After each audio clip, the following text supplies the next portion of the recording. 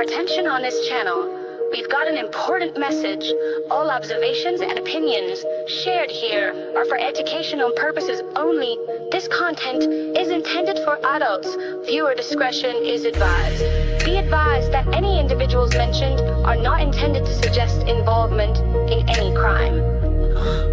Case by case, got the fire. Ha! Come on, Yo, you wanna talk about true crime? We start with a guy that flows. Digital footprints meet criminal defense, that's how the story goes. This channel's all about online evidence, the stuff they overlook. From live stream chats to deleted posts, it's all in the true crime book.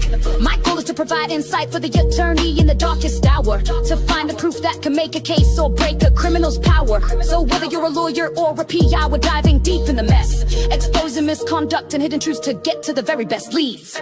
We break it down case by case, on the trail of the facts. We show how digital evidence changes case outcomes, we on their tracks. No rumors, no gossip, just the evidence clear and concise, shining a light on the shadows at any cost or price. What do we do? case by case. What's the motto? We're here for the victims, the ones who were left behind. We're here for the families, giving them peace of mind. We follow the paper trail, the digital footprints and the timelines, connecting the dots, we're reading between the lines.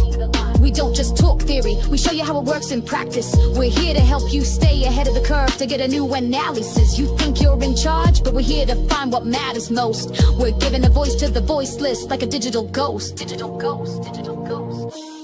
We break it down case by case, on the trail of the facts. We show how digital evidence changes case outcomes, we on their tracks. No rumors, no gossip, just the evidence clear and concise, shining a light on the shadows at any cost or price. What do we do? Case by case. What's the motto? From digital clues, the mystery, you wanna know the answers? We're dedicated to the chase, from the first look at the scene to the final resting place. We're here to find the answers, to give the victims their due. A true crime channel with a heart and a purpose too. We're here to build up, to expose the truth, and to shine a light on the darkest of deeds with all our might. We're here for the truth, we're here for the facts, and that's it. We don't chase the trends, we just chase the truth and never quit. We let the past speak for itself, we let the facts lay the ground. We're just here to be a voice, a tribute that is sound. Yeah, it's all for the truth. All for the truth. Ha! Come on, come on.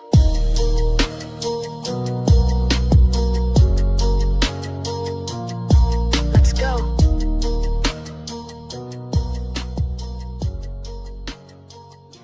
Their thoughts for you, yeah.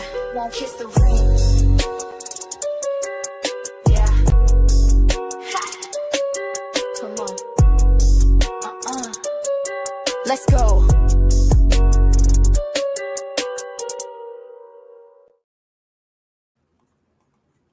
Hello, everybody. Sorry about the confusion. Welcome to Case by Case. I'll explain in just a second what's going on with the live streams, but welcome in, everybody. This is episode 26. We are now, I believe, on our, fourth episode of going over the phone data. If you are here in the chat, you are in the right place.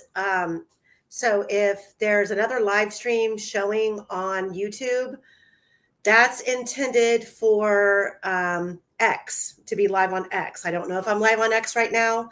What we are doing is we're going through, StreamYard has offered an upgrade that comes with the package that we carry on this channel. And so now we have, when we create a live stream, it creates two. And I didn't realize until yesterday that it would show dual live streams. And it's gotten kind of confusing. And I thought I had it figured out before I went live, but I guess I didn't. So I apologize. And I deleted one thinking that I kept the right one, so it wouldn't be confusing. Excuse me. I guess I have to read up more on when I'm scheduling these, how they are actually working. So yeah, it was a little bit of a chaotic scene there for a minute, but everyone's here. Hello, everybody in chat. Thanks for being here. Welcome back in. If you're new to the channel, welcome. Please, guys, take a moment while we're chit-chatting to hit the like button and the subscribe button.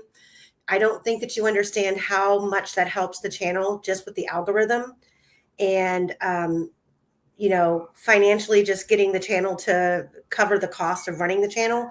Everything is, costly from StreamYard to X to the Canva app that we pay for, the website, all of the stuff that we do, on top of, the traveling or, documents that we request, whatever things, it all just adds up. So just liking, subscribing, and sharing is a massive contribution. It's a massive contribution to the channel. So that's appreciated. And yeah, I've got the same great people with me today. I've got Quester and Great Lakes. We're going to pick up where we left off yesterday.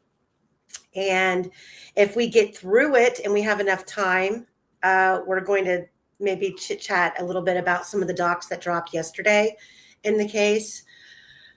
Oh, I have many, many opinions. Hey, Tom, welcome in, mods. Please help oversee the chat. Make sure everyone gets a fair shake. If anybody is here for the wrong reasons, you've got the wrench for a reason. You can time them out. I know that I've got a couple people who are permanently timed out right now that I need to go in and untime out. I'll be doing that this week. I meant to do it last week, but everybody deserves a second chance, and I want everyone to be able to have their voices heard, as long as it's not in a disruptive way. Everybody is entitled to their own opinion, their own research, and I'd rather work together versus being combative. And I don't go live with an agenda to simply go live to discredit my fellow creators who are all working to figure out what exactly happened to Abby and Libby. Great Lakes is handling the chat as far as questions go. So please put a large capital Q if you have a question that you want answered, and we will get to it as we go at through. me. Get it, Great Lakes. She will make sure that your questions get spoken out loud and we get them answered. Hey, Cherie. So yeah, okay. So there's a couple of things that I want to address. Quester, do you have something? Quester, do you have something to say? No. No. I knew he was going to say no. What am I supposed to be saying? No, just hello all. Oh, hello all. Oh, we're having questions in the chat. Quester, are you married? I think he is. Well, I don't want to give too much away. Okay, are you a bachelor or are you married? Yes. Where was this question? 'Cause I don't see this question anywhere. I see it right here. Stephanie.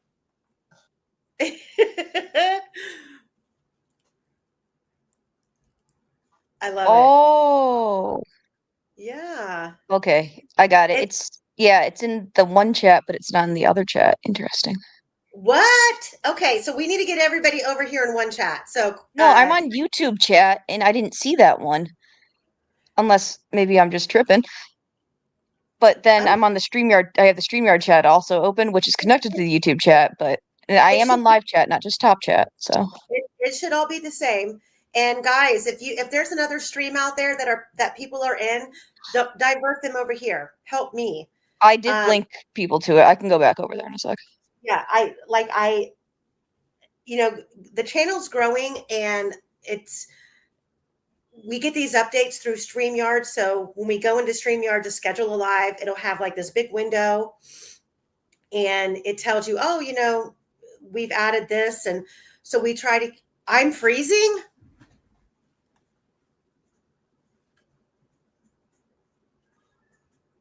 Am I freezing? Critical Not that I thinker. can tell. She says I'm freezing. Okay, I hope not. Not here. Okay, Yeah, let maybe. me check the YouTube. Okay. Wow. It is cold, so that might be why you're freezing. Well, that or it could be their connection, or it could be I might have a parrot downstairs who's chewing away at my Wi-Fi cords. I don't know. He's downstairs I thought it going, was funny, okay? Let's just I was just trying to make a joke. okay, good. Not freezing. Okay, that's good. So just a couple of things I want to address really fast. Just some little updates, and I can't even. So one, I don't know if Julie's going to be in here today. And let me just put this out there. Okay. I have to put it out there for my good friend, Julie, who has been a true truth seeker in this case. Julie was very highly, and I don't have permission to say this from her, but I think that, if I explain why I'm saying it, it'll make sense. But I want to put this out in the atmosphere and bring it to the attention of everybody who follows this case, because putting the light on her in this situation, I think, will keep her safe, make her feel better. But there was a lot of documents that dropped in this case yesterday, and in between numerous pages of redactions, I mean, entire pages that were redacted. Right in the middle of all of these redacted pages was the one tip that Julie called in on Brad Holder. And it put her full information on blast. And she was highly concerned and upset last night about it, thinking that, oh my God, I'm going to be a target. Well, I'm letting everyone know right now that that was done. We feel it was done intentionally, that when you are redacting things in exhibits, that in the middle of those redactions, you don't put full blast someone's personal information or a tip when we don't have hardly any information on the tips that were called in. So Jody Williams, I don't know whose call that was. However, I'm just putting it out in the public that that was done to Julie for no other apparent reason than to dox her on the state's accord. It's not okay. It's not right. And Julie, I tried to reaffirm her last night. You've done nothing wrong. You called in a tip. Becky Patty informed law enforcement about Brad Holder. That was the tip that Julie called in, was about Brad Holder. So I'm just making everybody in chat and everybody who listens to this live going forward that was done. And Julie needs to feel safe. She needs to feel like, just because now her name's been put out there and maybe some bad guy somewhere has it, that doesn't mean that she should be in danger, because we've all got eyes on her. That's putting that out there. Number two, Julie also had a question last night that I wasn't able to answer, and I'm going to answer it now before we get started on the phone data. There was, let me see here, pull this off. Keith, yes, that's exactly how Julie felt, that she felt it was intentional, that Julie's information was left out there and vulnerable. And Julie has nothing to be ashamed of. She did nothing wrong. She was trying to help this case, and shame on them for doing that. If they're going to do it to her, they need to do it to everybody else. They need to make everybody else's information who called in tips available, if that's the game they want to play. But that was shitty and uncalled for.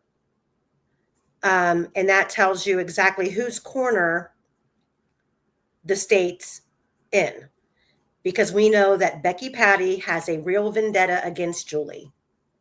for whatever reason, it doesn't matter. Julie has always been very forthcoming with the information that she has to help this case.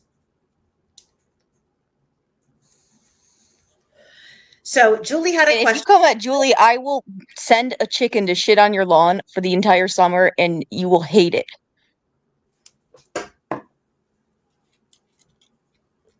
Wow, Julie was very upset last night. And I don't blame her. I don't blame her. And I'm fuming. I'm fuming on her behalf right now. yeah, all of her information is right there right in the midst of pages being redacted before and after. Right in the middle of all of the redaction is boom. Out of nowhere, they post this, they provide this tip that Julie called in on Brad Holder. Now, we all know that there were multiple tips called in on Brad Holder. And for them to do that was uncalled for. And everything in there, she was upset, and I don't blame her. But at the same time, I'm putting it on public blast. Everyone should be aware of the fact that that was done, and there should be no question ever, ever, ever, ever down the road. If anything happens to Julie Melvin, we know where to look to hold accountability. So I'm going to Julie had a question. And I had a couple other people ask kind of the same question. So I'm going to answer that really quick because I'm transparent, or I'm trying to be as transparent as possible on the information that we're working off of. And if I can, and guys, if I can find a way to share my Google Earth maps, I'm getting kind of good at it. So, and I love it. I could do it for hours. So I keep creating different maps, because if you do everything on one map, it gets too crowded. So I'm going to share my screen, and Julie wanted to know, and I think I had two other people ask, how, based on the AT&T phone ping data sheet that we have, that was law enforcement asking AT&T to ping the phone. She wanted to know, and a couple others wanted to know. Can you guys see my screen? Yep. Okay, I got to get to the right location. That's the one hard thing about all. Okay, here we go. So here is.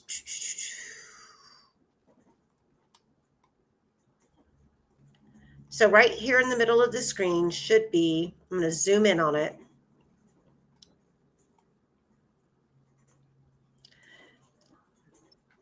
This is Patrick Westfall's house. And she wanted to know how far away AT&T pinged the phone, because remember yesterday we talked about that it was in the vicinity of Patrick Westfall's house, which there's a massive room for error based on the AT&T data. So I said that we would do this live in real time to show you guys where the ping is, where the ping pins the phone from 7:22:42 until 10:44:49 p.m. That's almost 3 hours. That's actually over 3 hours.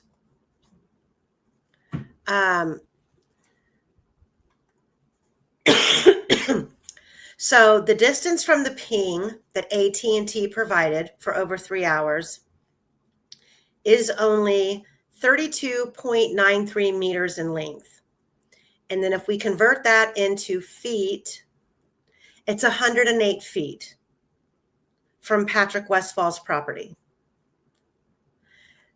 So for any of you who had messaged and asked for that information, and I know Julie was one of them who wanted to know how far away it was, it's 108 feet.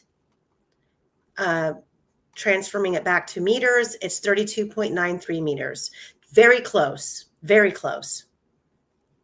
The other thing that I want to add in here in regards to this is this location outside, so hold on, let me, while I'm here, law enforcement asked AT&T to ping the phone. And through that request, AT&T pinged the phone every 15 minutes, which we have that data. And if you want that data, say yes in the chat, and I will make it available, because I've converted that data into a Word document. And I created it into a Word document to make available to you, so you actually can copy and paste yourself the longitude and latitude that AT&T provided every 15 minutes to law enforcement. You can copy and paste it yourself, go to Google Earth, and see where it takes you. I will make that available. But the other question that I personally have is, since law enforcement asked AT&T to ping the phone, and we have now for over 3 hours this one location, why was this street not swarming with police in the case of 2 young missing girls that they're trying to track down? So there should have been 4 pings done an hour times 3 times 4, actually. If they're there a little over 3 hours, so let's say every 15 minutes, that's 4 pings an hour. 3 times 4 is 12. So there are 12 pings that the law enforcement should have been provided where this phone is locating here in this area. Why did law enforcement not swarm this street on Patrick Westfall's house?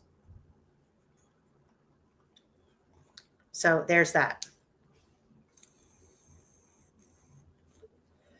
Shabugs asked, so wait, there was different coordinates? Because all I saw was the same coordinates of that nearby cell tower the entire time. I think, wasn't it like the same tower, different coordinates? I might be getting that wrong. It's all the same tower. The Wells Tower is really the only tower that services that particular area. What we found in the AT&T pings is that the phone never transferred towers. So it stayed in the same general area. Let me see if I have that. Nope, that's not it. I had it up yesterday. Let me see if I can pull it in here. And that tower next to Ron Logan's was never in use, and it's kind of like a mystery tower. Is that right, Quester?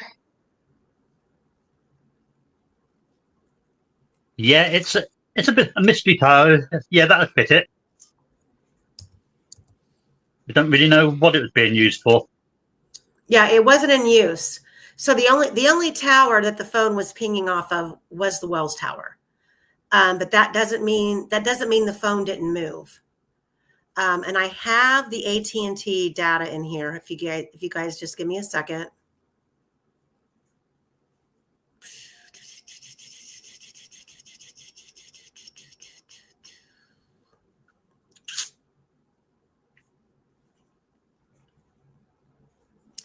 Well, I'm going to have to pull it up over here. Hold on.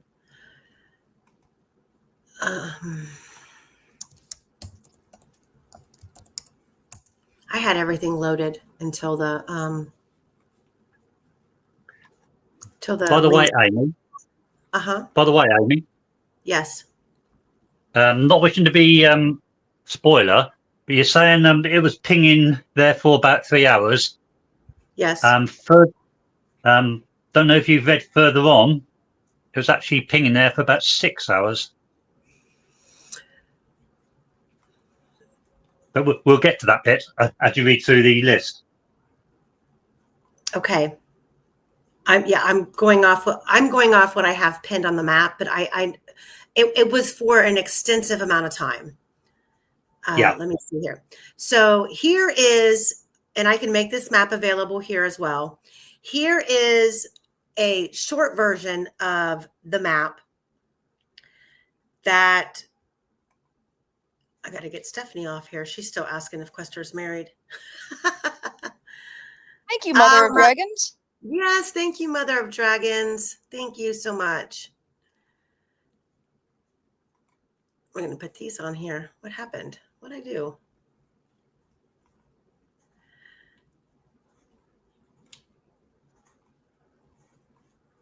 Okay, what just happened? I've lost all my whole chat. I can still see y'all. Oh, okay. Yeah. I hit start. I'm sorry. I hit start. There we go. Oh, how do I hit start? Oh, I want this. So this map right here is a short version of, so there were within the AT&T phone pings for the entire night after law enforcement asked AT&T to ping the phones. The majority of the pings were absolutely going back to the same longitude and latitude. However, there were 6 times that it varied. And this map right here distinguishes those 6 times. So I can make this map available. And then the Apple, hold on, I got to pull it up because I just saved it again. The Apple, or not the Apple, but the AT&T, where did it go? The AT&T, oh, well, why is it saying invalid? Come on. Somebody.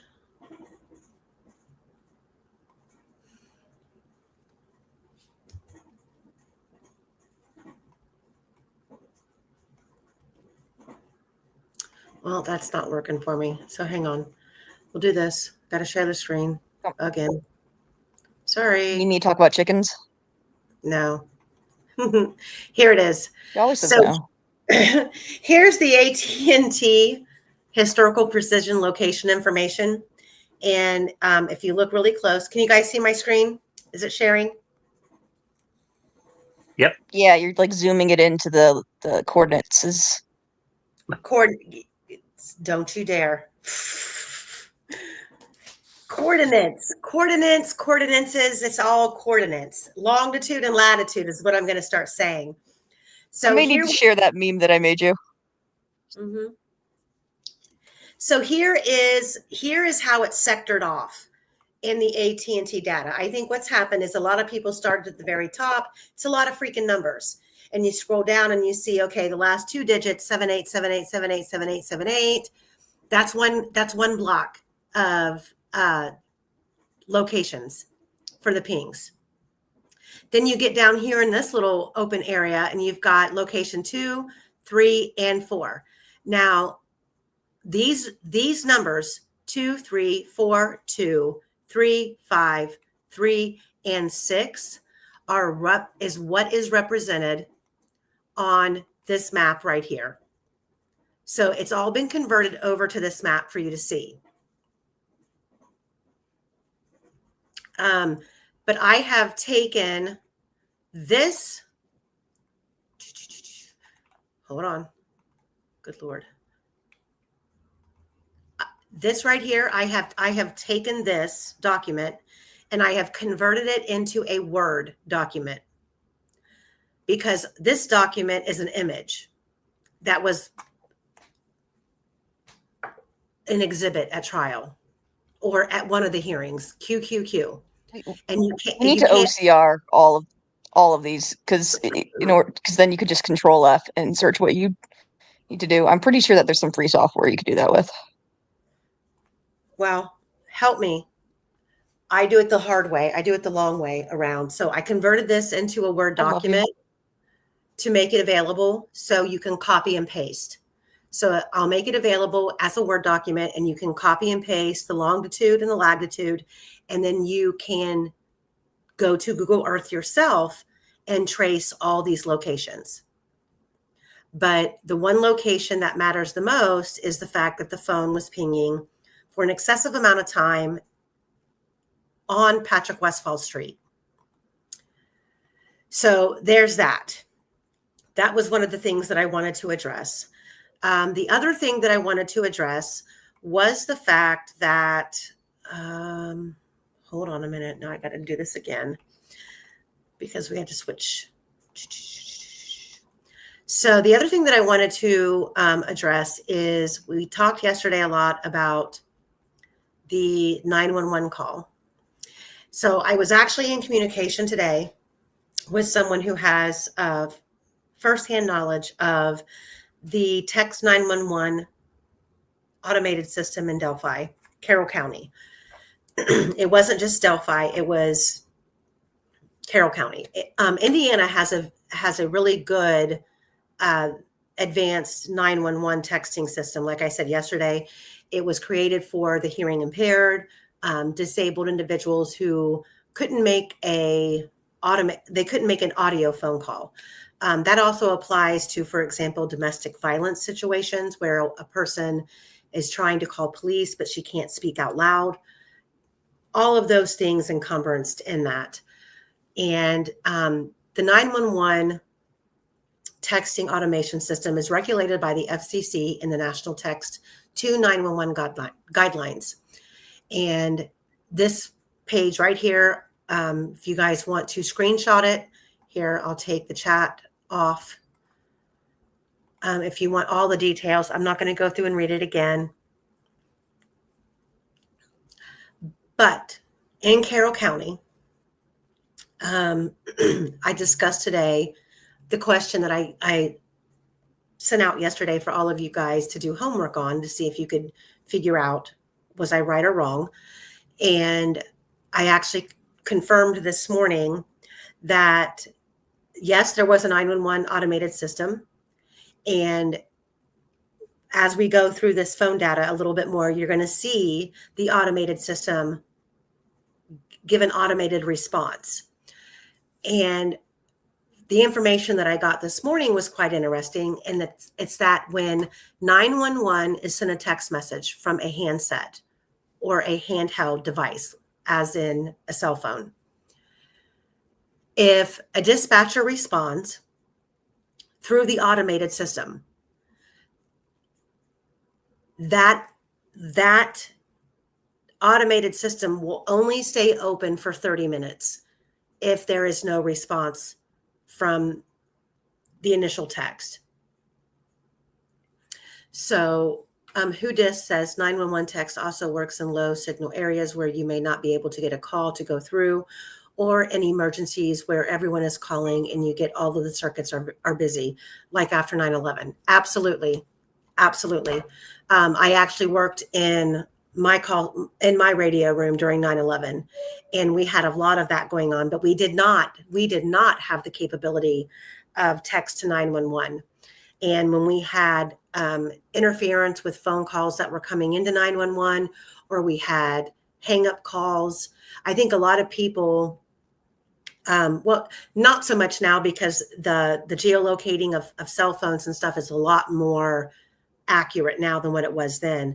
But we had to get permission from a lieutenant in the room to do a reverse lookup on like a phone call that came in that was disconnected. We had to get permission to do a reverse lookup. And even then it wasn't, the GPS of that location wasn't as accurate as it is today. But the point of the matter is that it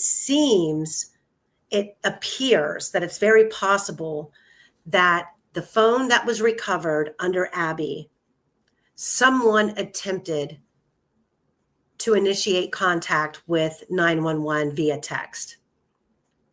And because the phone was what I would consider dormant or what? I just said, whoa, that's kind of big. Yeah. If the phone was dormant and inactive or put in some sort of a container, I mean, I don't know. I mean, who nowadays has a Faraday box? I have no clue. But I have no. I do. Maybe that should be my next big rabbit hole. Is what constitutes a Faraday box that would block a cell phone from a signal? You know what? Because I'll just have you talk to my husband because he knows all about this stuff because he loves this shit. That's something that you guys should just have a one-on-one conversation about. You can't record it, but take notes.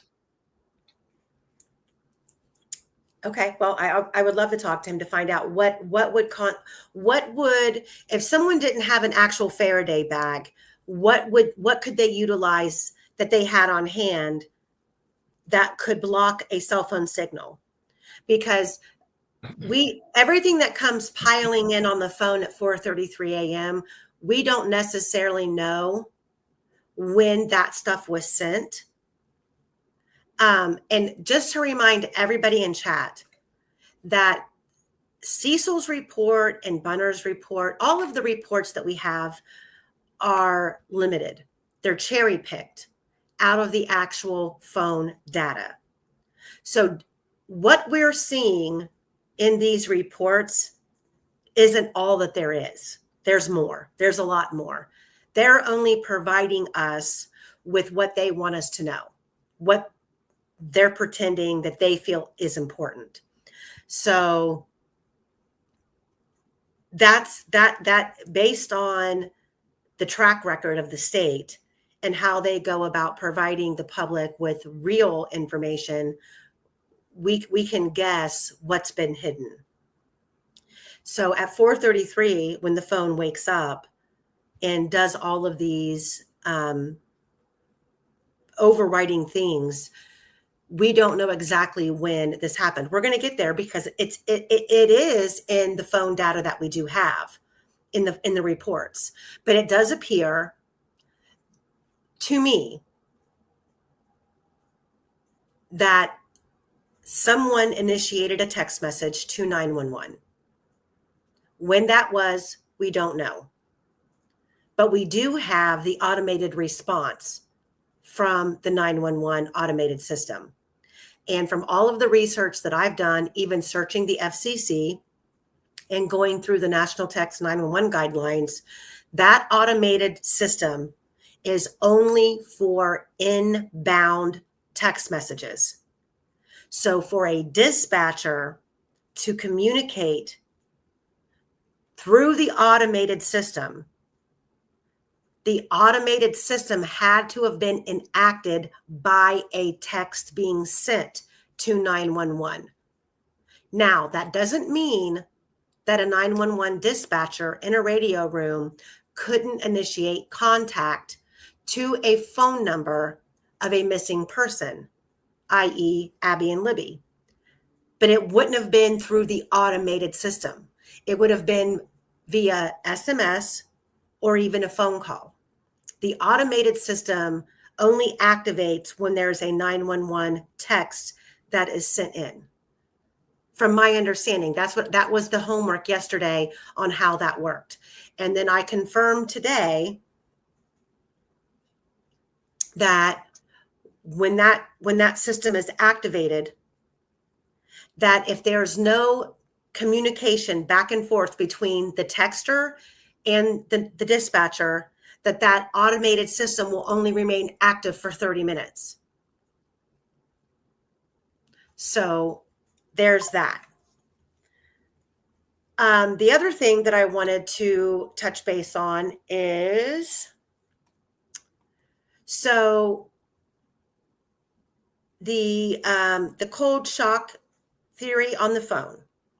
So since Quester and I have been going back and forth for weeks now with all of this phone data and trying to decipher all of the information that we do have, and there's a theory that has been presented that the phone was going through an awakening period through a cold shock theory. Based on everything that I could find, this is just my research, and let me take this comment down so it doesn't block anything. So based on my research, that the core weakness of an iOS does not self reactivate to re-download app and data information. The cold induced voltage rebound is a minor battery chemistry effect. It's a brief voltage. To increase as a cold lithium, the cell has to warm, but it does not. An iPhone and iOS does not interpret a cold status as a reason to initiate network service or third-party app execution. And at 433, what we see transpiring here is we have music activity within the WAN. Data transfer requires the device to power multiple subsystems, the baseband radio, the SIM authentication, and the background process scheduling. This level of coordinated activity cannot result from a passive voltage fluctuation. And then it goes, and here I go on to explain why the cold rebound theory is physically and digitally improbable. The thermal rebound in the lithium cells raise resting voltage by roughly only 0.5 voltage, which is far below the threshold needed to trigger the CPU or baseband startup. The iOS power management requires at least 3.7 volts of stable supply for full operation. That just means that if the phone in cold shock theory got a burst of voltage to wake the phone, it wasn't enough to wake the phone at 4:33 a.m. to do all of the implemented data transfer and application transfers and the SIM authentication and the process scheduling that the phone did. It's almost literally impossible. And if you need to look up where the information was located, so below are the verified technical and forensic references that confirm iOS devices cannot self-activate network or application process from a passive voltage rebound or thermal effect. The sources support the conclusion that at 4:34 a.m., Apple Music even reflects a powered operational state. And you can screenshot this image right here. It tells you where the information is available: Apple Platform Security Guide with the link, Apple Developer Documentation with the link, Apple Technical Note TN1150 Power Management in iOS devices, and the link. And then I believe I've got 2 or 4 more. Cellubrite Advanced Smartphones Forensics, iFixit Engineering Blog, O'Reilly Media, Battery University, and IEE Transactions. All of these have links that you can screenshot, use these links to locate the information. And the whole cold shock theory is not a completely out of line theory. You would think that the phone is going through something, being out, if you believe the state's theory that the phone was out in the middle of the woods under a body that's the clothes are soaking wet and the temperatures are dropping overnight. You would think that, this would be a good theory. But it doesn't support the type of activity that transpires on the phone at 4:33 a.m. And, it's like everything else in this case. You have to do, the research is great. The cold shock theory research is great. And if circumstances were different and we didn't have all of these other elements that contradicted what we believe was happening with the phone, that would make perfect sense. But to believe this, you also have to believe that the girls were murdered when the state said they were at 2:32, and they were left there out in the wide open, 50 feet from the creek bed, where people were walking, helicopters were flying, people were literally directly across the creek from them, screaming their name. And there was no other movement of the phone, which we have proof that there was. The girls were not there. When they got there, I can't tell you, but they were not there at 2:32 p.m. Go ahead. Amy, Yeah. do we know if the sound was on the phone? Because I know that there were a lot of calls incoming. Wouldn't there would have wouldn't there have been like a ringing if there was sound on? Well, that was one of the questions or issues raised with the audio input output cord being injected in the phone. And That wasn't until later, was it? I mean, there was periods in between that where there were incoming calls, right? Right? well, one of the areas in the phone data that has not really been talked about, it wasn't talked about at trial, is that 2 seconds after the down the hill video was shot, there was an audio input plugged into the phone. 2 seconds, which is bizarre.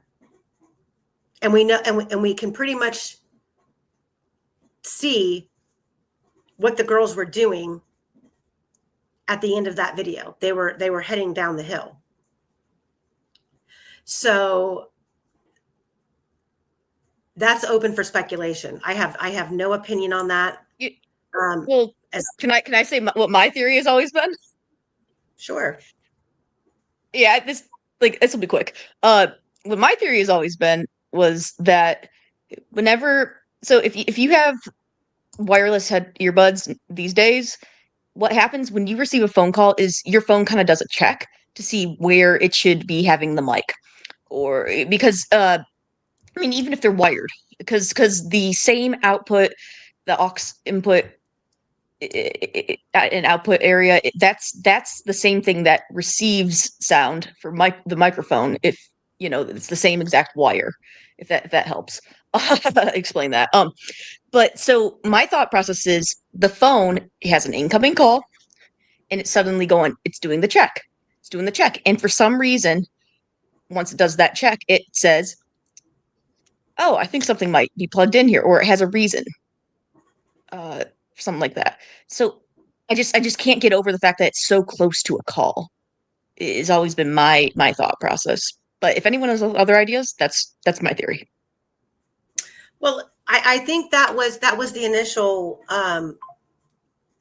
disposition of why there was an audio output cord plugged into the phone, which would silence the phone. Now, I don't know when the girls went down the hill where they went. I don't know the route that they took. I know that when you go back and you watch Julie Melvin's video from back then, like a couple of days after the crime scene tape was removed, there's an area which is closer up to the bridge. So where Libby begins to first videotape Abby on the bridge. There's that concrete barrier off the right side of the south end of the bridge. There was a pathway that I guess appeared to be easier to navigate down, but that's not where the girls appeared to be positioning themselves to go down. It was more down the path that I took when I was there. And I'll be honest, when I was there 2 weeks ago, I think the terrain has changed quite a bit. And I say that because I think that the residents out there have prevented a lot of people since the murders from being out there. So certain paths have grown over and, geographically the area has changed. I didn't see a worn path to go down, but I can clearly see in Julie's video from early on what she's talking about. There was a way to go down. That wasn't prevalent when I was there. But I did go down the way that it appeared Abby was attempting to go. And that took me 47 steps, which based on my height, my step span, it's between approximately 95 to 100 feet. That's a good distance, but that's not represented on Google Earth, the distance down that hill.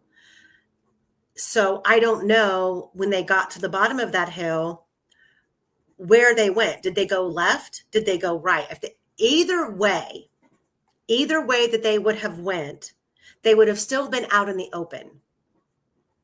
The only place they could have been, I think, obscured from anybody coming across the bridge during that time or a white van coming down the private drive would be to go down the hill, go to the left, and go under the bridge, and then cut up into like this almost like horseshoe type area back up behind the private drive.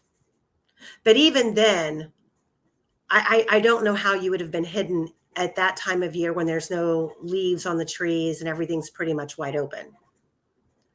But I feel that the plug-in device, just based on everything that we've looked at, the phone data wise, it just to me appears the phone was plugged into something in a vehicle.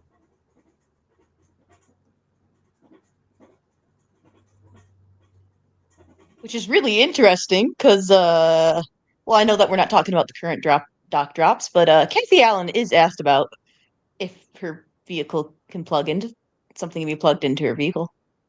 Yeah, I after reading the interview that was released yesterday from Kathy Allen, it appears that law enforcement went to her work at the veterinarian office, and they were questioning her, and she's asked about, did her vehicle have access to allow a phone to be plugged in? That kind of, for me, was a little bit telling.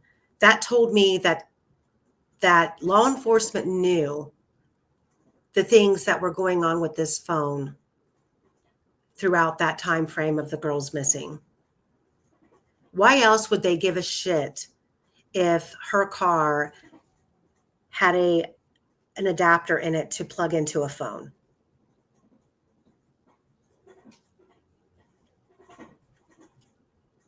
So to me, that's a, and I was telling Michael Osbrook this morning, after being there, going down the private drive, like retards that we were, the white car that's seen on the private drive at 208, to me, is not an accident. To me, it is, we know at 208, the phone is on the bridge. If you believe the data, the phone's on the bridge. And by this point, within 208 to 210, we know that the bridge guy makes himself known to the girls. Whether it be him coming from the south end of the bridge, passing the girls and doing a U-turn, whatever scenario you want to believe happened. But by this point in time, me seeing the white car driving in on that private drive, to me, is somebody who is answering a call to pick us up, come here. There's some sort of a plan, because now bridge guy knows he's got the girls in a trap. He's got them in front of him, walking towards the south end of the bridge. And for whatever reason, he thinks that he's going to be able to control them when they reach the south end of the bridge, which clearly he does. What happened with the white car on the private drive, I can't say. I can tell you, based on being there, that when we were there was a lot of signs. You're being watched. Private property. Do not enter. I don't know if those signs were there in 2017. Maybe they were. I mean, they felt the need to install a freaking gate to a driveway that really only one resident used. That, to me, leads to me to believe that Brad Weber was having, or the Weber's property alone was having a lot of problems with, vagrant people being out there, coming across the bridge, coming onto the property, which to me, I don't see how the actual private drive entry by the Liebert's property was really the main access point. To me, it would have been the creek bed itself or from people coming across the bridge. But for whatever reason, Weber felt it was important to put that gate up. I don't know if the gate had a lock, like a digital locking system, or if it was just a latch lock, or if there was a padlock. I don't know. I might be able to go back and pull up the video and zoom in on that area of the fence. It was an aluminum fence, like a barn style, just swing closed and lock. What the locking mechanism, I don't know. But to me, this person driving down the private drive had an intent to go into that area. Whether the gate was closed could have been the reason why they had to turn around and come back out. So they would have pulled in. If you watch the video from me and Cherie and April driving there, you see where we get to the point where that we go, oh my God, the gate's open. You can see the gate. It's on the left-hand side. It's open. But if the gate was closed, that would have been exactly where that white vehicle would have had to have done a 3-point turn around and come back out. So where, if the gate was open, why did the car turn around and come back out? Was it because there was massive amount of, you're being watched, this is private property, don't, no trespassing? Did that deter them? Or is this one of those other actual fuckeries in this case that this person just happened to be on this road going the wrong way and realized and said, well, shit, I don't know where, I got to turn around, I'm going the wrong way. At 2:08 on February 13th, 2017. And so my thought process is the gate was closed, which means when Brad Holder came home, it's either one or two things, or I'm sorry, one of three things. Teresa Liebert and him had were neighbors. Maybe as a neighborly gesture, she would every day at a certain time go over and open the gate. She was never asked that question. She wasn't asked that question on February 14th, 2017. She wasn't asked that question in her newly released affidavit. And she wasn't asked that question on the stand. Did you ever help Brad control the gate? Did you open it late afternoon before he got home from work for him? And if the answer is no, then the answer is no. But no one ever asked Brad either. When you got home from work that day, was the gate closed or was the gate open? I'm telling you right now, being there, and you can watch the video, which is why we recorded the whole thing. If April would have stopped the car, whatever mechanism was required to open that gate, I could have hopped out, opened the gate within 30 seconds, and we could have drove through. So I don't know if that was a thing.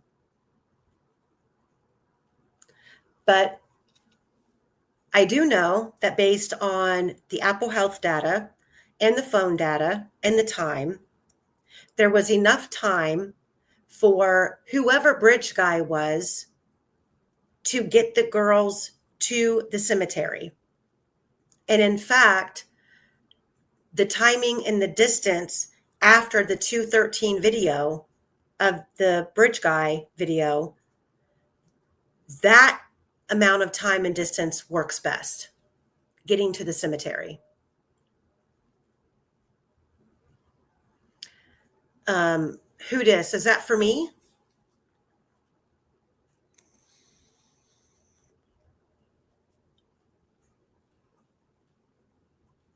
Okay, so let me go back.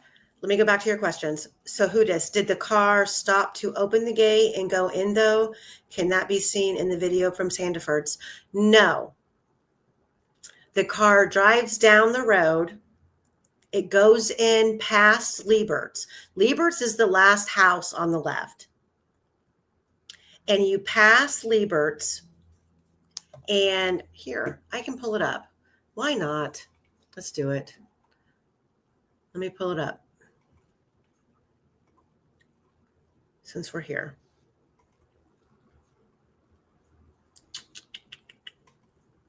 Give me 1 second, and then I'll share when I find it, I will share my screen. Michael says the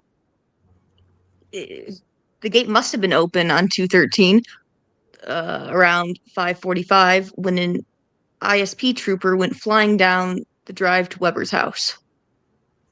That's a good point.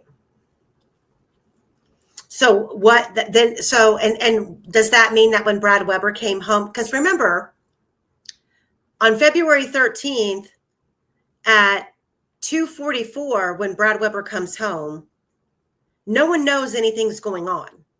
There's not two girls missing. There's not a double homicide. Was the gate closed and he opened it and left it open? Was it even closed at all? We don't know. That is what we don't know. And those were the questions that weren't asked. So here.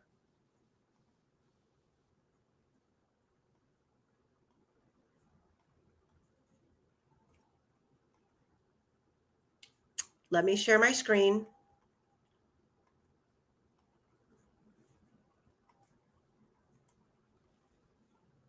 Can you guys see?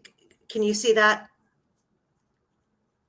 I have it paused. There's a video paused. Yeah, I can see that. Okay. So this house right here on the left-hand side, that is the Lieberts. And I'm assuming the mailboxes that she's talking about, where she sees this odd person that morning, February 13th, that she drew the sketch of, these are the mailboxes right here. The white car drove in here out of the view of the Sandiford camera. Making anybody's home. That's the Liebert property. Oh, you might want to mute the video. Weber and Sanders is what that says right there. Michael says, because of the speed Weber appears to have been driving, I think that the gate was open when he returned home around 2:44 p.m. on the 13th. So here, okay, so here's the gate. And I don't know, you can see the no trespassing signs on each tree post here. This is a green, like aluminum gate that would swing closed. And I don't notice any kind of an electrical box. And you can see here on the right-hand side, there's like this wooded picket fence that's kind of broken down. So just because this gate would have been closed wouldn't have really stopped anyone on foot from going up here into the woods. Yeah, I don't see a motor or anything to catch the gate if it swings closed, which you would expect with a motor. Yeah, I don't either. Right there, we're passing the gate. And that, you know, I don't know. I don't know why the white car would have drove in and then turned around and came back out. But it appears that they stopped at that gated, around that gated area, because that video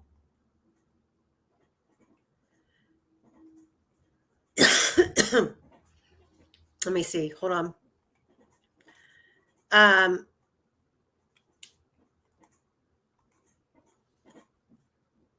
me go further.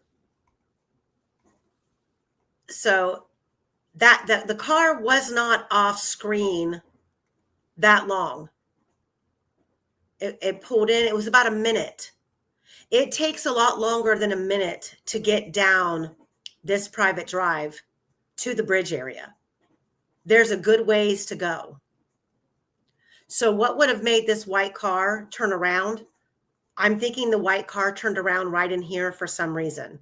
I don't know if it was the no trespassing signs, private property signs, if those were there. But I mean, this goes on, let me see, it's 3. It takes 2 minutes just to approach from where we just were at the private drive with the gate entrance. It takes 2 minutes just to get here where we actually can see the bridge.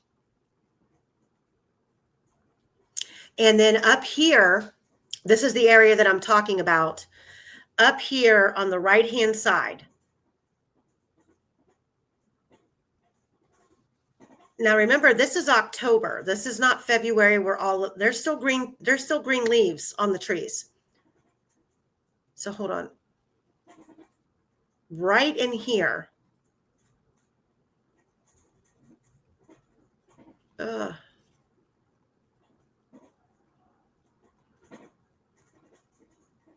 I guess I didn't capture it that well. So yeah, Weber has his name tag on a tree here. Right over here, if you follow the bridge all the way to the right,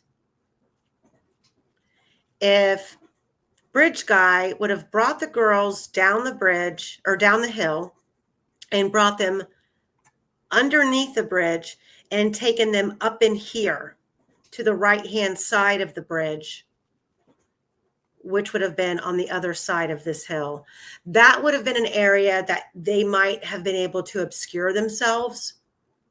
But the Apple Health data and the distance traveled doesn't support that, which makes it,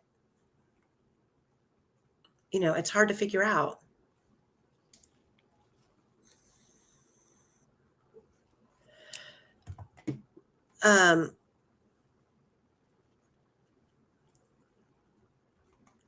So Michael says, because of the speed Weber appears to have been driving, I think the gate was open when he returned home at 2:44 p.m. Could be.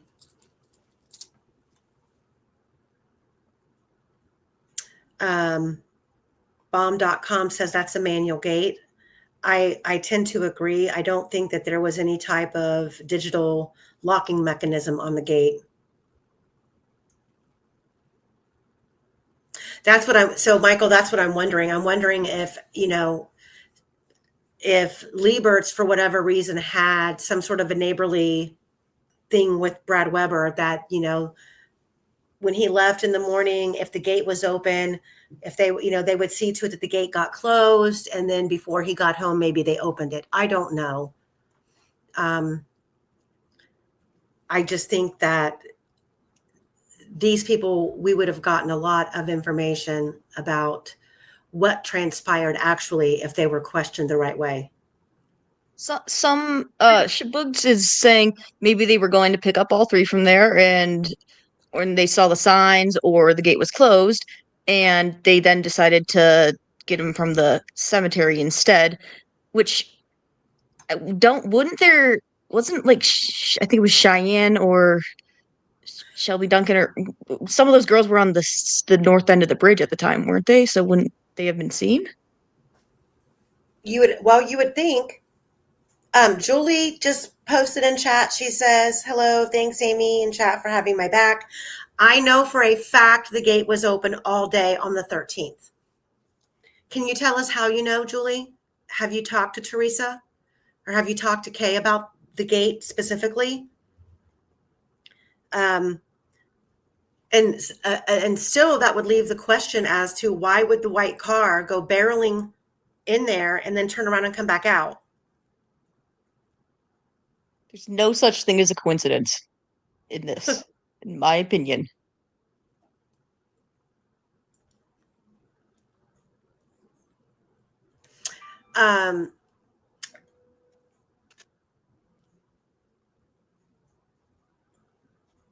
Well, I'd put money on it that is not an electric gate. Yeah, I don't think so. Like maybe in a remote control or even a keypad.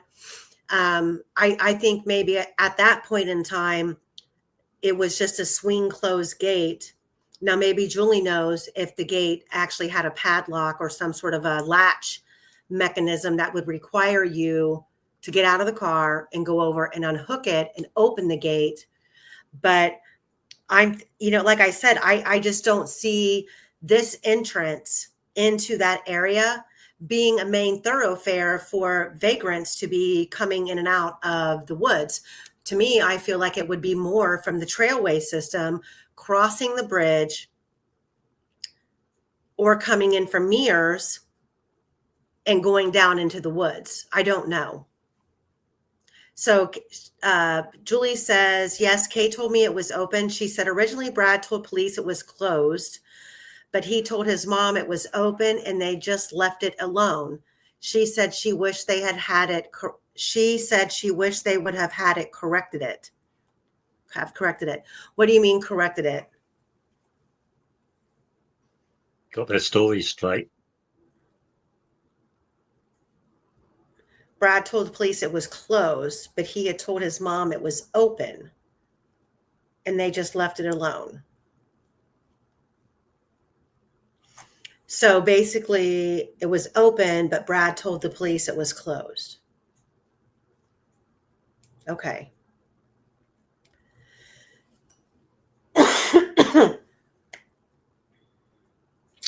All right, guys, are we ready to get back into this phone data and hopefully wrap it up?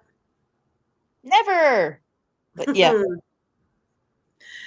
Yeah, AC one day. You mean Brad Weber's story was off?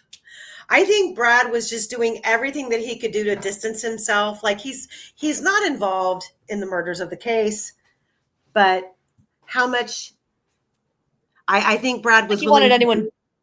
He was I willing don't think to he wanted bend- anyone digging deeper into his property at that point. Yeah, it's whatever you need me to say for you Sorry. guys to leave me alone.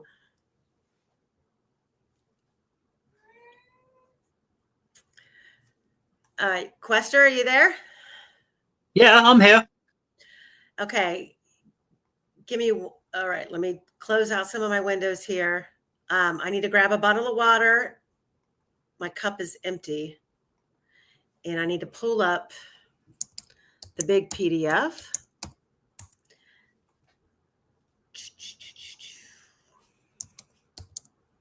So before we go any further, guys, do we have any, are there any like major questions?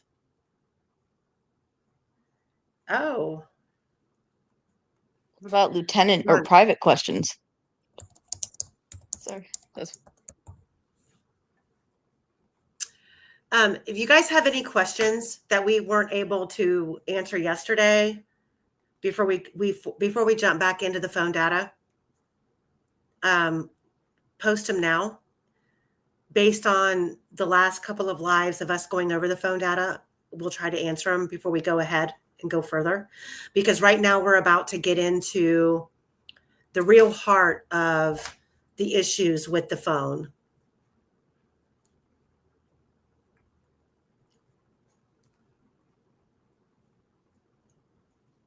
So post them. Michael says, where do I begin? Right.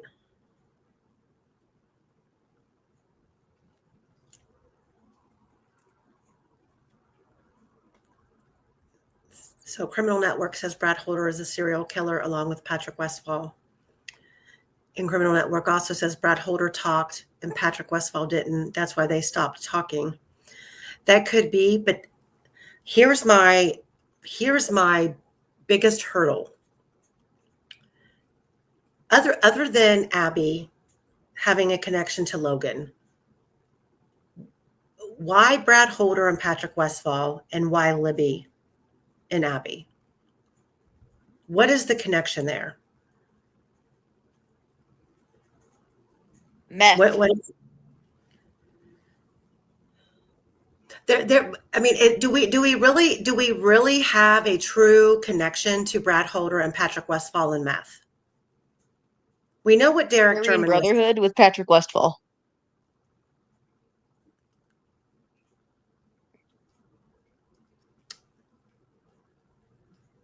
But okay, but why Abby? I mean, Abby and Libby weren't involved in that.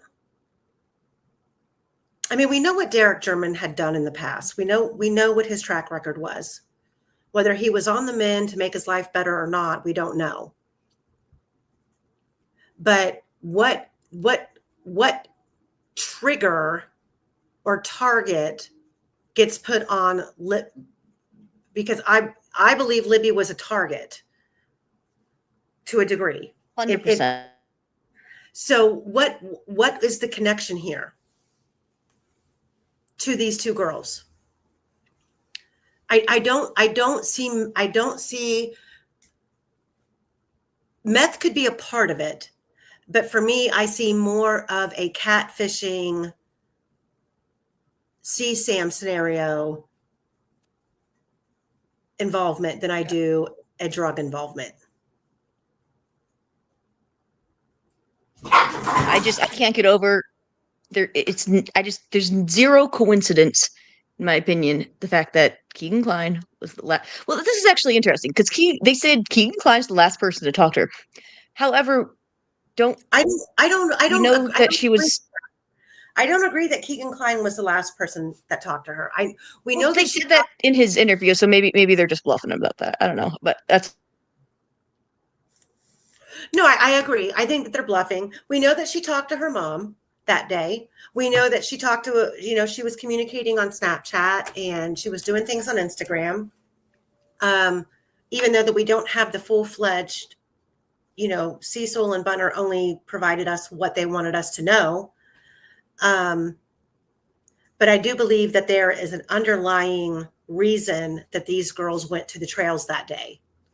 And it wasn't just simply to walk the trails and hang out. I believe that they thought they were meeting someone.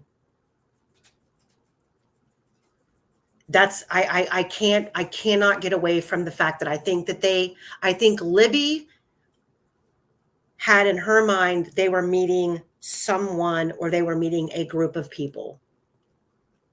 Yeah, I mean, why turn on location at that point? I guess that's the big thing for me. We can't even say for sure that she turned on the location because prior to the GPS coordinates being added into the phone data, she was at the house on 500 North at the Patty's house on Snapchat, and we weren't getting GPS notifications there. So there's a very good possibility. That's what I'm saying. But I think the GPS I'm sorry. But I think the GPS, I think the GPS locations started when they were getting in the car to leave because Cecil added them in. And I believe that now because Snapchat did not provide a feature that I can find in February of 2017 where the geolocation was shareable. It was retrieved and stored in the phone data every time the Snapchat app was accessed, but it wasn't a feature that you could share your location. That didn't happen until June of 2017 when Snapchat came out with the Snap Maps, where your location was shareable to your friends on Snapchat. So that is something that a defense team should have investigated, and that information should have been extracted on the stand at the trial from both experts. Was this information available to be shared from Liberty German's phone on February 13th via Snapchat? Could she let people who were her friends or specific people know her designated location? And if Snapchat could have provided that information, why couldn't Apple as a phone network provide that information every step of the way that day? I mean, we've got the girls traveling, leaving the Patty's house at 500 North. They get 3/4 of the way to the Mears lot and their location disappears off the map. And then the next thing you know, they're on the trails at 151. And then we have another geolocation there at 151. Then they're still in the same location at 2:05 and 8 seconds. 530 some odd meters from the start of the Monon High Bridge. And then 2 seconds later, they're on the bridge taking a photo on Snapchat that's nowhere to be found on the phone. It's only found on Snapchat Live. So it's like you've got all of these gimmes that these apps are providing. And then when it comes down to, okay, well, then where is it? We don't have an answer.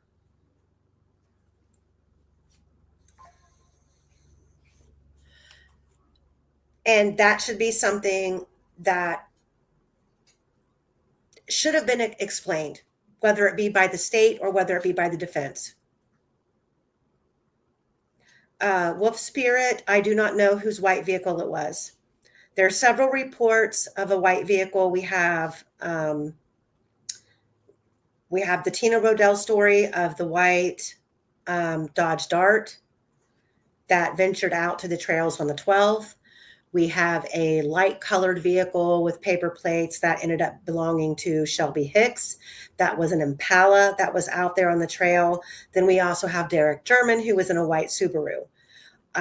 Who the vehicle belonged to that we see on the Sandiford tape, driving it on the private drive towards the gate, and then turning around after it's off camera for about a minute. We have no idea who it belongs to.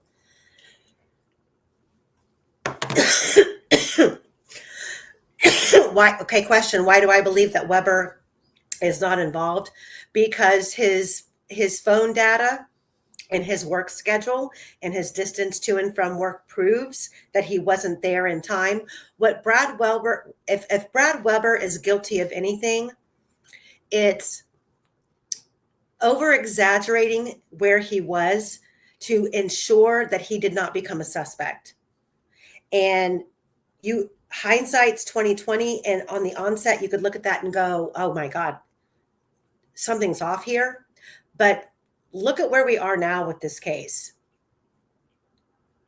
Anybody who has spoken out in regards to this case has either had a target put on their back, has ended up dead, or they've been arrested. I mean, for Christ's sake, look at Todd Click right now, what he's going through.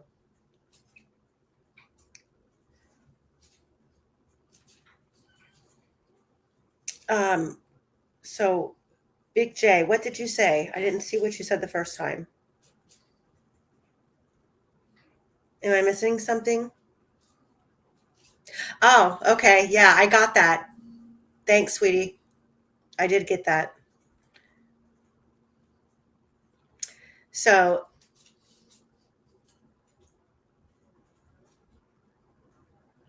all right, I'm gonna grab a bottle of water. Quester and Great Lakes, handle any questions for the moment?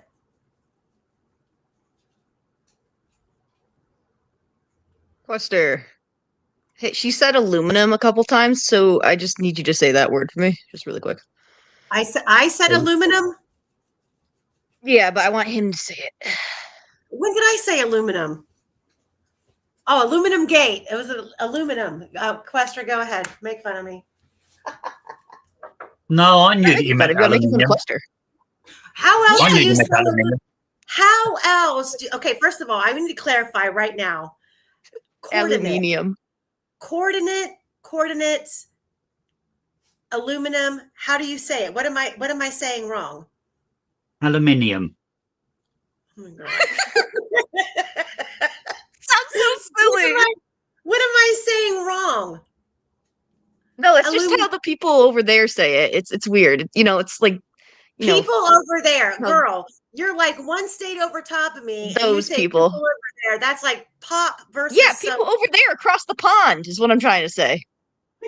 Yes, you know, the ones that invented the English language. Yeah. We speak American here, sir. Yeah, I've noticed. Yeah, no, so anyways, we were talking about how Quester and I were talking about how it would have been kind of a bitch to get a cable or an underground cable over there to power that gate. I mean, granted, you know, something could be by the road, but we're just thinking about think of all the tree roots, think of the topography. It needs to be buried really deep is the other thing that you probably aren't going to think about because of the frost line. And that costs so much money. You guys have no idea how much that shit costs. If I wanted to put one down back to my chicken coop, which was like maybe like 20 yards behind my house, like it'd be $1,000. It'd be $1,000 at least. It's crazy. But yeah, because you need I think it's called a ditch witch. But yeah, and lots of trees, and also there's a gravel pit nearby, so we know that there's actually quite a bit of like stone, natural stone there too, which would and not to mention erosion. So it would be an impossible thing. Um, but anyways, Quester, talk your shit. Which shit is that you would like to talk about? I'm back. Okay, I'm gonna have to shut you down with the shit talking. Pretty good. All right. We filled the gaps for you. Thank you. Sorry, guys. I didn't even mention chickens once. Good girl. We're gonna do a Straight. whole episode on chickens. It's Turkey God, Day. I'm so excited. Turkeys are all right. Wait, can I just share one thing? Because when I first bought this house, it came with my rooster, but you know what it also came with? It came with a female turkey. And then something beheaded her overnight, and I didn't have a female turkey after that, but it's a thought that counts, right? I want a farm. I need a farm. Okay, anywho, let's get into it with the phone data. We left off at Quester Q 1609. Is that right? Leave your DNA on the like button. Yes, guys. You left off at 1931.06. 1931.06. Okay. Let me pull up the big file. So hold on. So guys, if you haven't listened to the last 3 episodes, we started this document.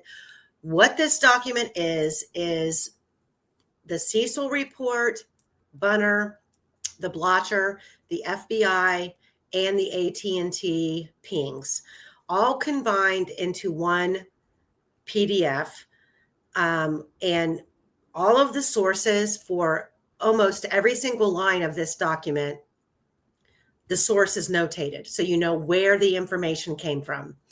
And Quester, I'm going to share the source document that Quester gave me in email yesterday for the chat, just so you all, in case anyone asks, just FYI.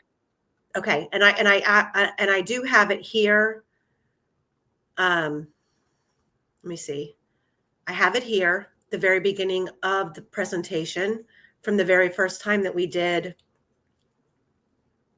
started this, the data source. We have the Blotzer report from February 13th and February 15th of 2017, the Bunner report from October 2017 and September 15th and June of 2019, Cecil's reports from November of 2019, and then May of 20 through 13th of 2024. Then the Cecil phone data PDF, also the FBI report on the phone's Knowledge C, extractions 1, 2, 3, and 4. And the addition that's not listed on here is law enforcement's request to ping the phone on February 13th, which I explained earlier. I have converted into a Word document, which I will make available so you can actually copy and paste each longitude and latitude and go to work for yourself on Google Earth. So now we're going to get into the phone data, and I'm going to, so I am reading, I'm not going to be able to read the chat when I go over this. And I know that this looks small on this screen, but when I share the PDF, it's not that difficult to read at all. But I'm going to read from my main screen, so I won't be able to see the chat. So just remind me if I need to bump this page, what you guys can see. And we are starting at, I actually need to go back. You said 1906, right, Quester? Which would be here.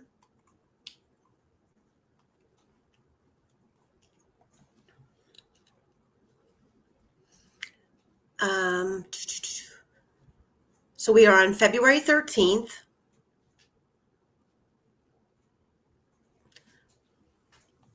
And Quester has been so freaking amazing. He included trial testimony in this PDF.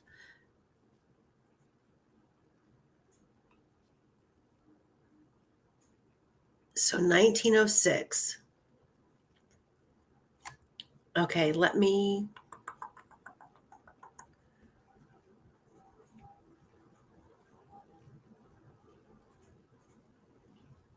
Is that what you said, Quester, was 1906?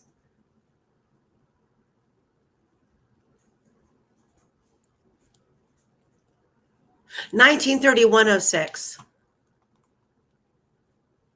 which is towards the bottom of the screen here.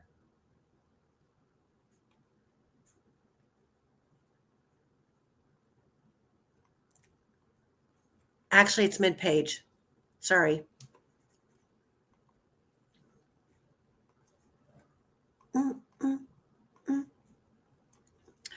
Okay, so I'm going to pick up at 1906,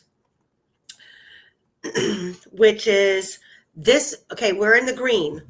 This is in the heart of when AT&T has began to ping Libby's phone.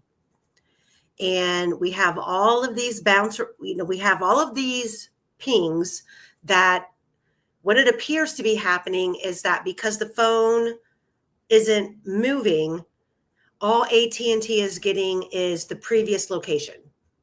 So I think that a lot of people were looking at that report going, okay, well, it's just repetitive. But the phone does show movement. And you can argue till the cows come home that because the phone didn't switch towers, the phone didn't really move.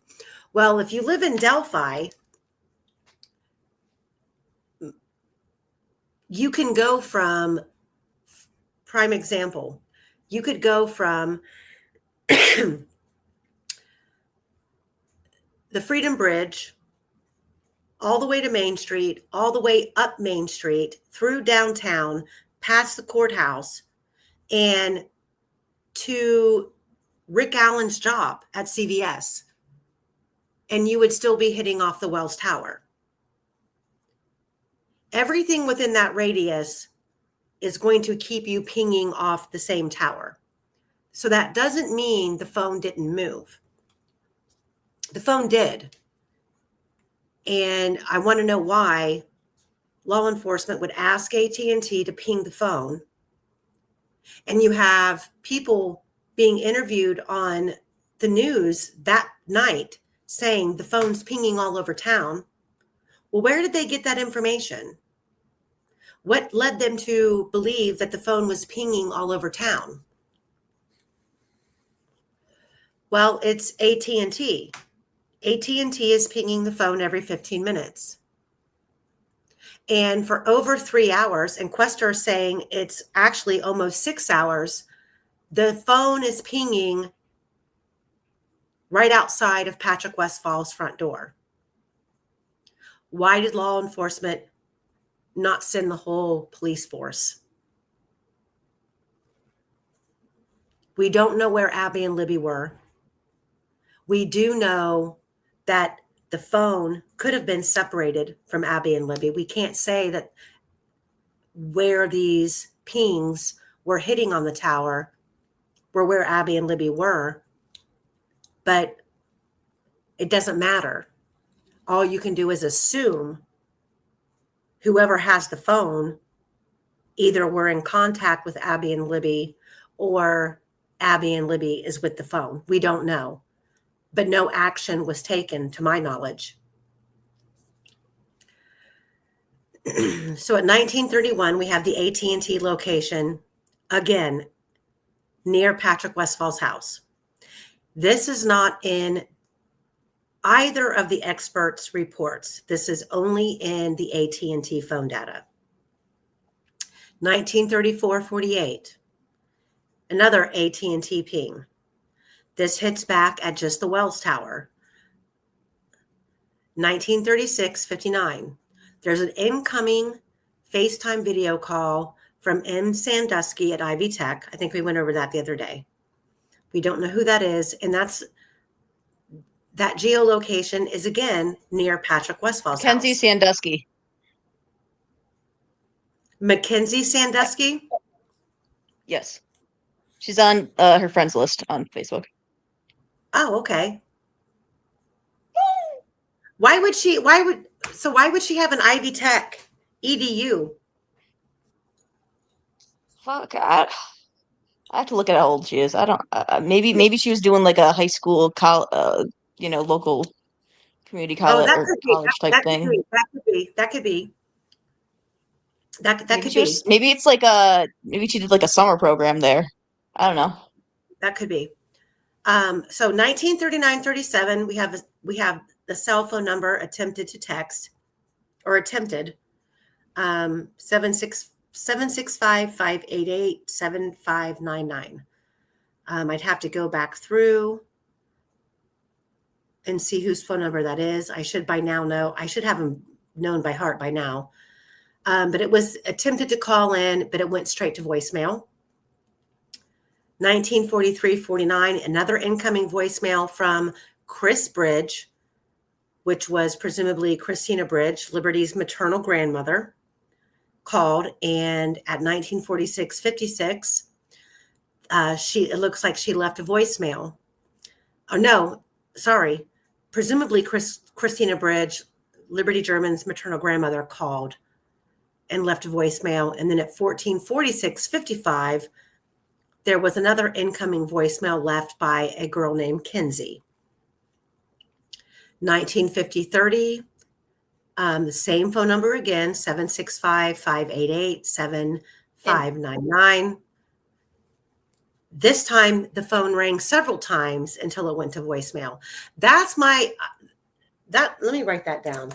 That's another thing I need to research is early on when the girls go missing, shortly after the phone calls coming into the phone immediately go straight to voicemail. And then later, phone calls were ringing and then going to voicemail. That's significant. I don't know why, but that is significant. And I'm trying to fathom in my head. So if someone calls me, and I don't think this was a feature back in 2017. So now when someone calls, your screen pops up and you can hit a button that says send a voicemail, or you have the option to send them like a choice of a response, can't talk now, driving, whatever the case may be. Or you can hit your side button that stops the phone from ringing, but the call still continues until your voicemail picks up. I believe that last one was available. Okay, but the person calling, so let's say your phone rings and you hit your side button to stop the sound. The caller, on the caller's end, the phone is still ringing, as if you're thinking you're waiting for the person that you're calling to pick up, but the person has already basically disregarded your call and turned the ringer off. But some of these calls don't even get that. Yeah, maybe it's their way like to force voicemail. It's like the phone is turned off and going straight to voicemail. I don't know how else, if someone's calling you, how else does the phone call go straight to voicemail? Does anyone know? Because it's connecting to the tower, true crime fraud, it says. I think that might be in response to you. Okay, but yeah, if it can't connect to the phone, it'll go straight to voicemail. So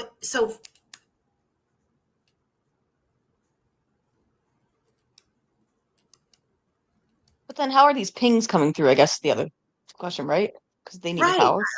Right. Like I'm trying to understand like why there is such a difference in these phone calls that are coming in, not just phone calls, but FaceTime calls.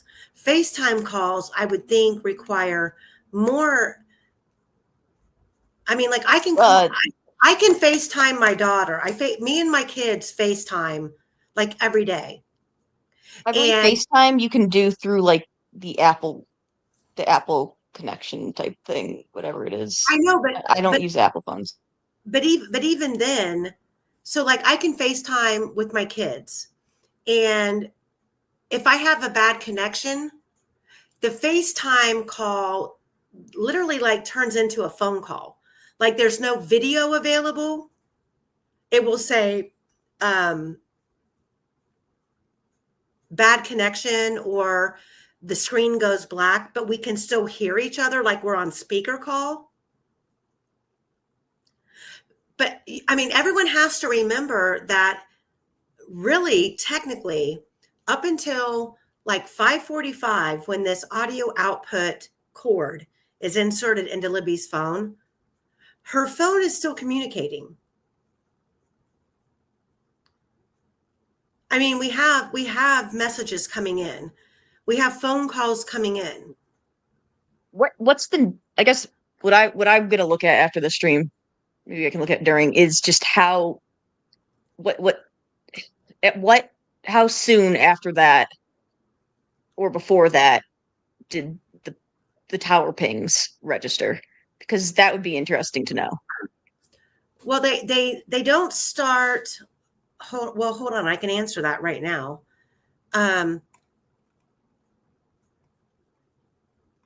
The eight. So we were told for the entire night, according to Becky, that the Find My iPhone was not on, which absolutely wasn't true. It was on. And hold on.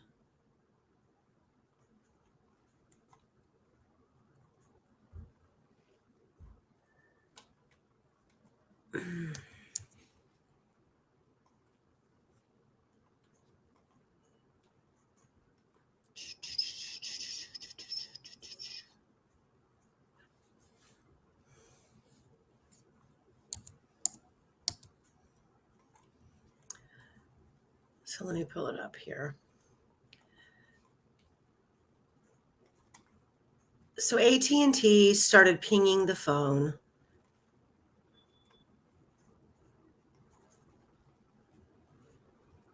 It looks like at,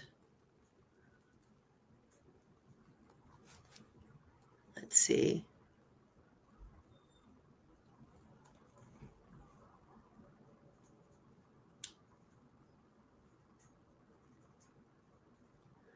Was it 9:33:35? Is that what I'm reading right? AT&T stepped in to ping the phone at 9:33 p.m. and 35 seconds. Quester, is that right? Can you guys see that?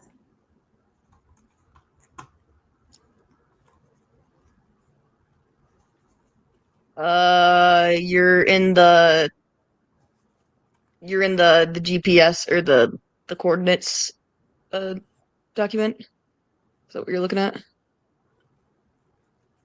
I thought I have this is the AT&T, the historical precision location information. Sorry. Yeah, okay, yeah, that's the one I'm seeing right now. So that's all. I just want to make sure that I was seeing the run you were actually reading from. So AT&T didn't start pinging the phone until 9:33:35. But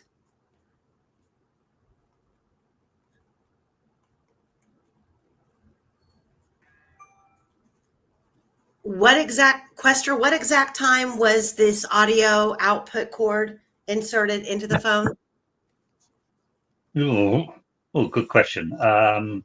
Isn't it like 5:40 something? I'm sure somebody in chat knows. I don't know off the top of my head. So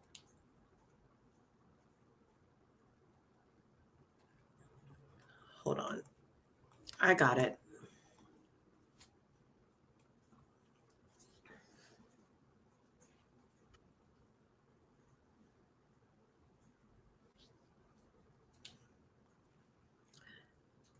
So that started at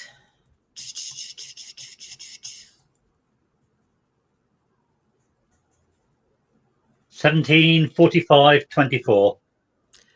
so 5:25, 5:45. 5:45. So at 5:45 is when, and that's when the phone literally goes like offline, completely stops connecting.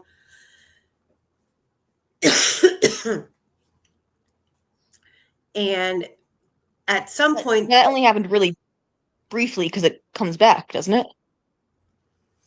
well, that's a major question because we just don't know, because there is information traveling into the phone and out from the phone, yet the phone's not responding in any way as far as to the tower or to find my iPhone or anything. So are these wall files, or are the like being saved up, or is it Well, happening the then? problem Because if is, it's happening then, oh, sorry. Cecil in his deposition said that he doesn't believe it ever turned off. Yeah, he did say that. He doesn't believe that Libby's phone ever turned off. There's no power down, there's no turning off. He doesn't believe the phone ever died. And that's just so, with all of the activity on the phone. I mean, even before the audio output jack is inserted into the phone, whatever that was. I know that some people think it was headphones. Some people think it was inserted into a car jack and a phone. I mean, if you guys want to get down and dirty, it even could be, with Ron Logan's house being right there. And if you believe Reese Davis's story that the girls were taken there, the phone could have been the phone could have been plugged into iTunes if Ron Logan only had HP devices, because an Apple syncs perfectly with a Mac, which a Mac is a higher end line of a computer. But in order to download software off of an iPhone onto any other type of computer, you have to go through iTunes.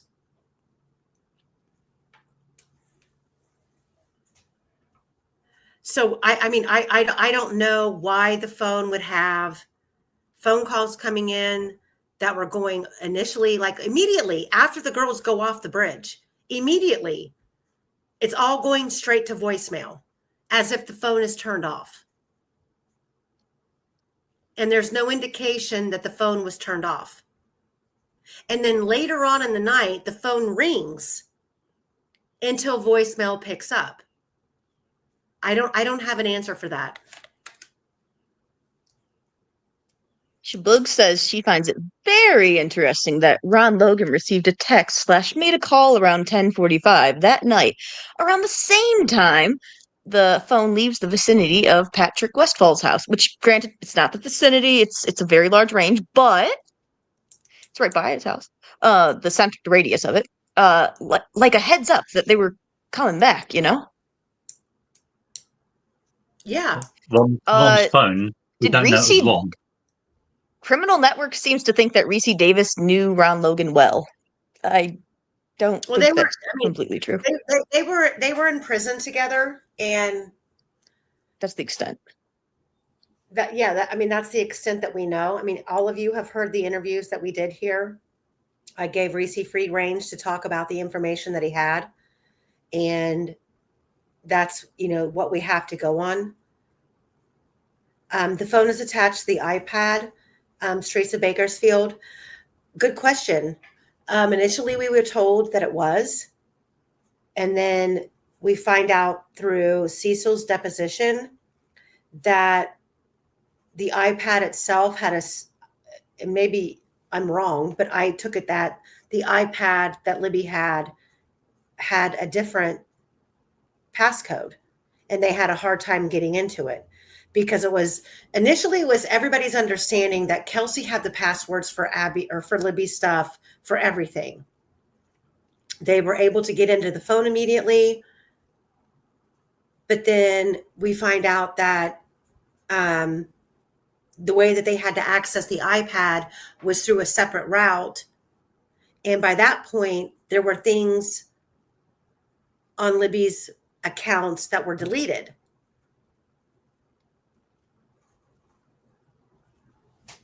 Shabugs, yes. Clausen is super sus. Super sus.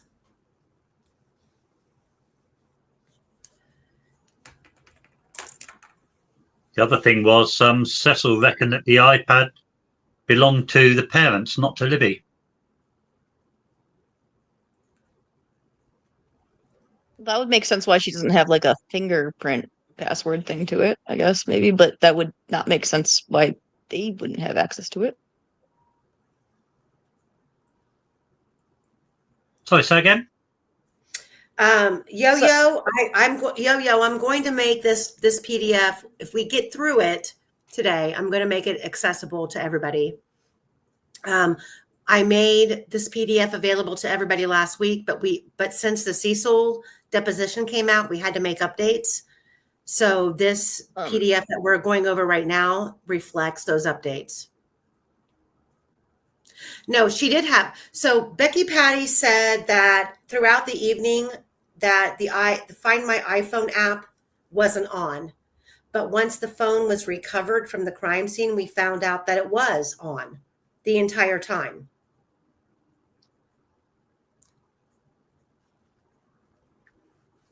Which is something to hold that's fucking weird to me.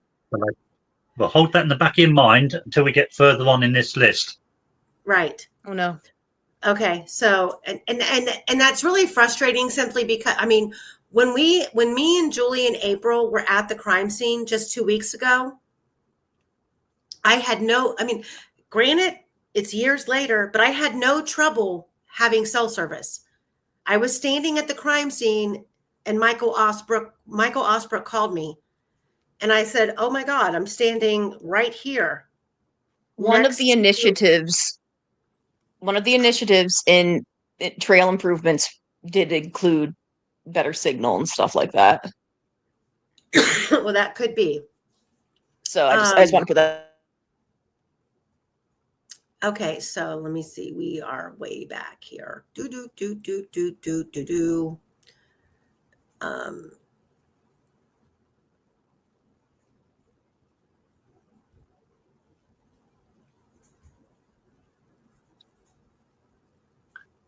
Okay, so now we are at 1951. This is 1951. That's 6 p.m., correct? 6:51 p.m. Converting military time. Hello? Just take 12 off it. Huh? Just take 12 off the first number. Okay. No, that's not right.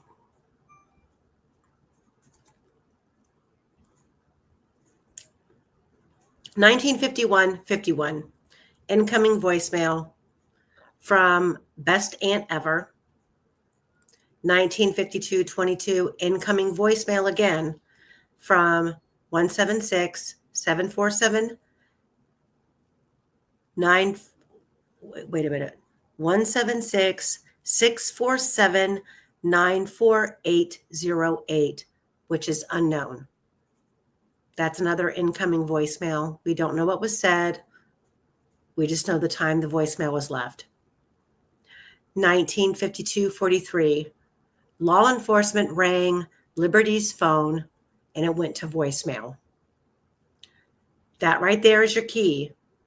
Law enforcement was calling Liberty's phone via landline or dispatch console, not through an automated system. 1956.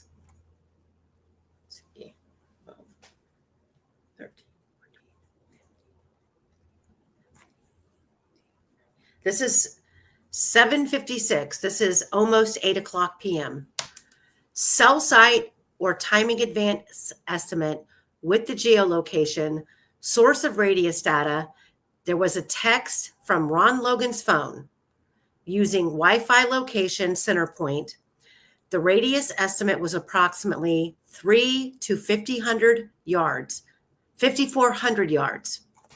The Ron Logan search warrant narrowed this down to approximately 466 yards from 5858 West, 300 North Delphi. Law enforcement stated the tower data shows that Logan's cell phone was in the Delphi area, in the area of the Monon High Bridge. The initial exam of this analysis indicates Logan's phone was likely outside of his residence and in proximity of where Liberty German and Abby Williams' bodies were located. Okay, so let's just be jerks for a moment. 466 yards from 5858 West, 300 North. Let's go there. Hold on. Like just under 5 football fields, guys. Let's go there.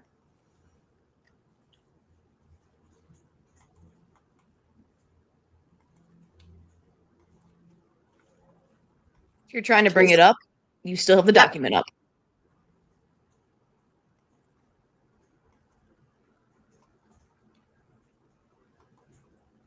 Okay, can you see my screen? Yeah, no. Okay. Oh, we're going to go to Ron Logan's house.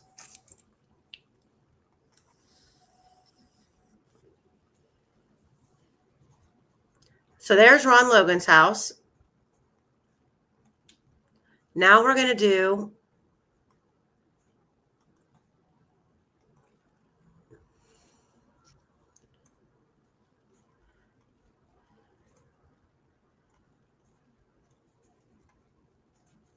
$466 yards. Is it yards or meters? Yards. Yards. Football fields, remember?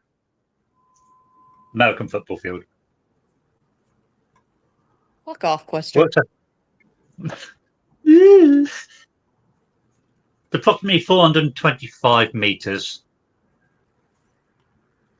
Okay, so this distance from here is only 466 you're looking for.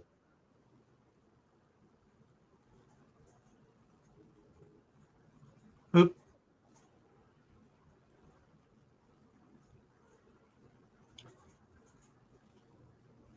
What are we doing, guys? Come on.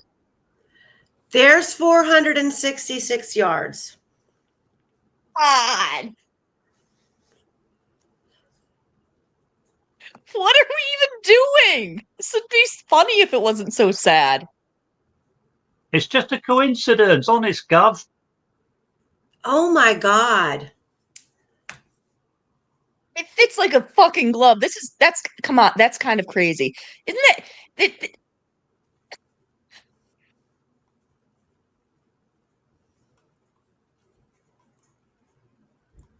I can't. Guys, look at that. It's on the dot.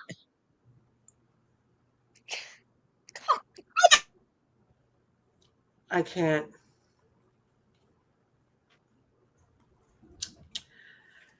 Okay.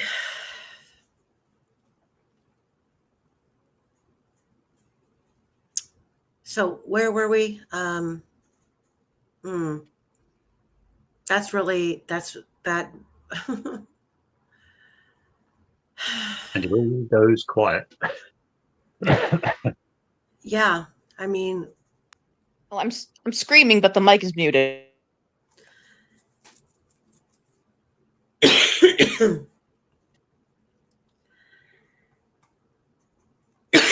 okay. 1957-33.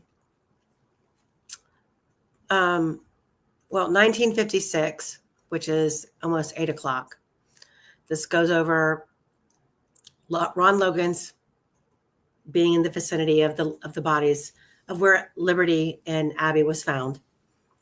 Then we have 1957, a audio file is left from a voicemail from 176-647-9408, unknown, 195733, which is 85733.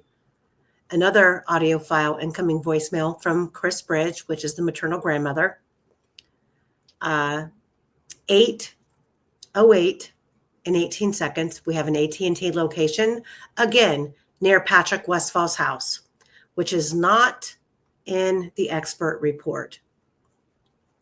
Then we have an 8:09 and 48 seconds, incoming voicemail from Chris Bridge again. Then we have an 8:14 and 11 seconds, another AT&T location near Patrick Westfall's house, which is not in the experts' reports. You guys seeing the trend here? The CAD pings. All of these CAD pings we have, they say they hit off the Wells Towers. We have cell phone number 765-588-7599. Attempted to text, then it went to voice, or attempted to call, went to voicemail.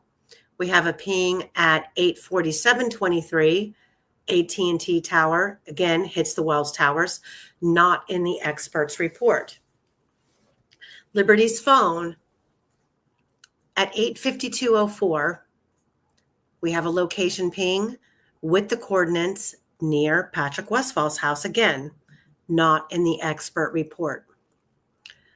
Law enforcement alleged that at 2100, which is 9 o'clock, Mullen contacted ISP Sergeant Blocher to assist with acquiring precise location information from AT&T for Liberty German's cell phone using their more technical assets. This does not comport with the evidence which shows such information was coming in from 905. CAD pings.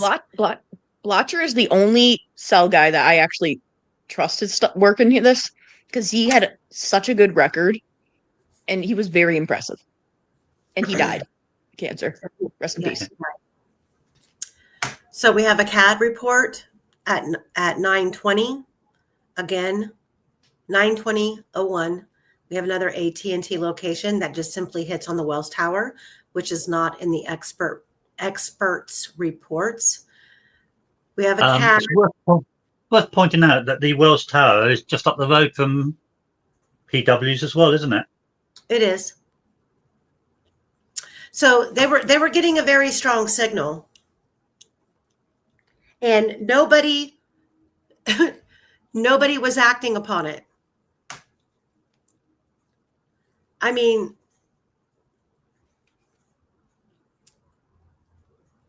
oh, this is so frustrating. 9:21:05 and 50 seconds. Another hit at the Wells Tower, not in the experts report. Liberty's phone, AT&T location, again, near Patrick Westfall's house, not in the expert report. CAD, 9:20:01, AT&T again, not in the experts report. Then we have at 9:20:43 seconds, incoming voicemail from 574-581-0788. Law enforcement left message on voicemail. Message is not disclosed. We have pings at 9 o'clock, 9:15, 9:30, and 9:45. Cell site or timing advanced estimate, source of radius data, cell tower from the AT&T radius, again, near Patrick Westfall's house, not in the expert reports. It's interesting, that, isn't it? Mm-hmm. A whole wad of stuff there with Patrick Westfall's, and none of it's in the experts' reports. It's a coincidence, isn't it? It's not. At this point, it's to me, it's not a coincidence at all. It's intentional. The stuff that's left out, the stuff that the public is entitled to know. God damn, it's the family members. And at this point, I have to ask, does it matter to the family members? The Patties, Anna Williams, does any of this even matter? And I don't know where Carrie stands on all of this, But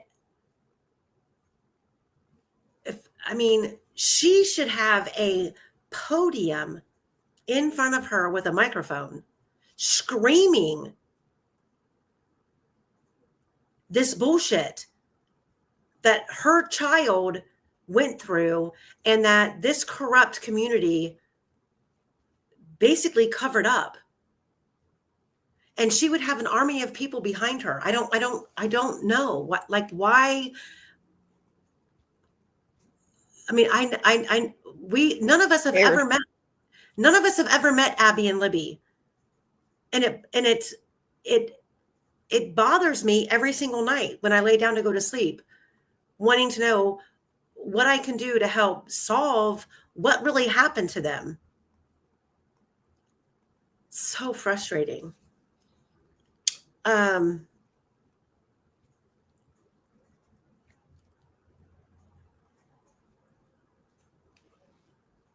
me see, where am I at? Law enforcement again. I just want to say, oh, no, you can go. I'm sorry.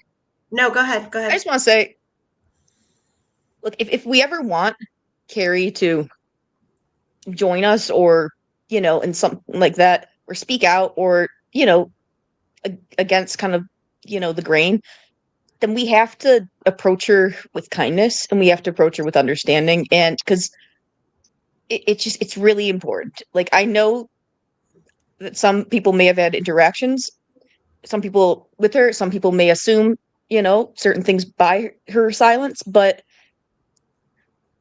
I think that I just think that her silence is an overwhelming feeling of her back is against the wall and nothing. She's scared too, and maybe nothing that she feels that she has to say is going to make a difference. I don't know. Yeah, and I think the big thing is that we need to show her that we're ready for when she is going to be ready for that. I think, and I hope that's soon. I hope it's soon, because we are on the precipice of this case. We are in the middle of, and it for me personally, it's two separate columns. First and foremost, it's for Abby and Libby, two little girls that I don't even know.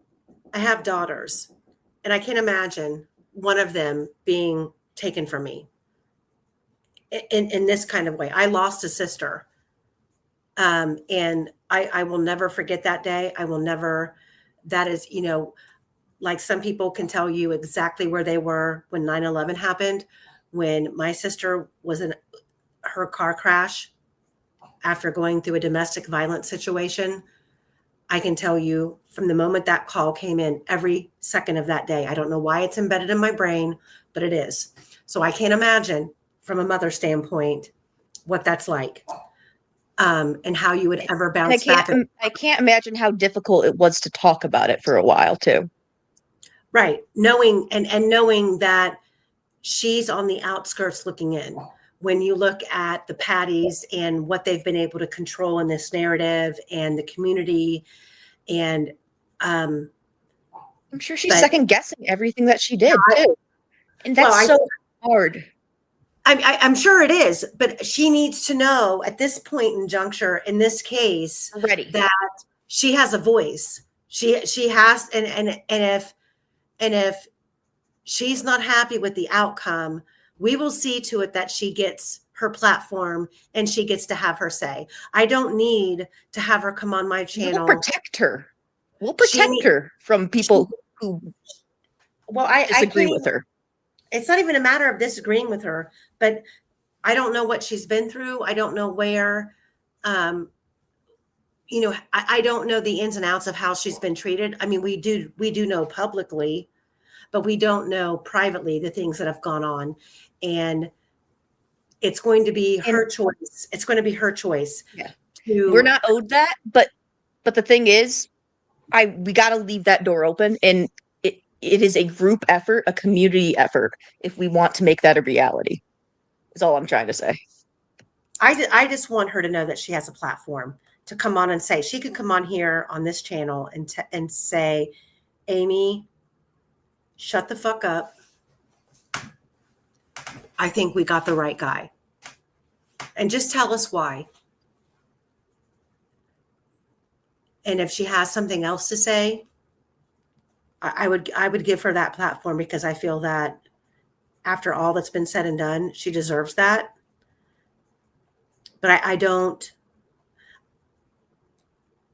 I am just heartbroken in the fact that we see all of this corruption and all of this evidence manipulated and hidden in a case such as this, where it should be so transparent. We got the right guy. This is why we got the right guy. And we're going to lay it all out for you. We're seeing the exact opposite in this case. It's manipulation. It's piecemealed. It's cherry picked. And we are having to argue and fight tooth and nail, to where I'm having to pack up my car and drive all the way to Indiana to walk into the clerk's office to ask for information that should have already been made available months prior, to walk away. And mind you, it was only $38, $1 a page, but for 38 pages of blank sheets of paper. That's what I was handed. And that's supposed to be okay? That's not what our justice system is supposed to stand for.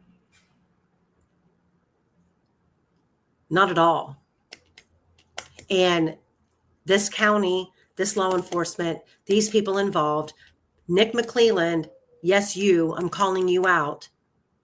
You know damn well what you have done in this case and who you're protecting. I firmly believe that law enforcement knows who committed this crime, why this crime was committed, and how it was covered up. I just want to say one thing when you just mentioned McClelland. This is, I promise I'll stop being off track. But this is something I was talking to someone, and I just want you guys to know that it's not law. There's a lot of people in law enforcement who actually want shit to be more transparent. This is on McClelland and Gull. All the decisions to not let you see stuff, it is them. They are the ones with the power. Law enforcement does not. So, like, we can be pissed at the investigation. We can question every part of it. We can say, seriously, you screwed up. How dare, all that stuff. How dare you treat Richard Allen like this? They are the snakehead of the situation, but they are not they are not the gatekeepers of the documents, is all I'm saying. Like, that's just not how it's working. There's like, if look at Jody Williams. Okay. She has a constitution. She has a job to do. And as a court reporter and working in the judge's office, she's under certain obligations. However, ethically, if let's just say the truth is exposed, and would she be complicit, or would she be the whistleblower? She would be considered complicit. Yeah, because she's withholding, right? But she all I'm saying is she knows what the laws are. She knows what the laws are. She knows what the Indiana Code says and what's supposed to be made available. She's taking her instructions from her boss, Judge Gall. Ethical or unethical, she knows what the laws are and what the code says. Now, she can, up until there is some sort of retribution and a legal channel that challenges that, she can hide behind Judge Gall and say, well, I was just doing what I was told. Okay, but ethically, she knows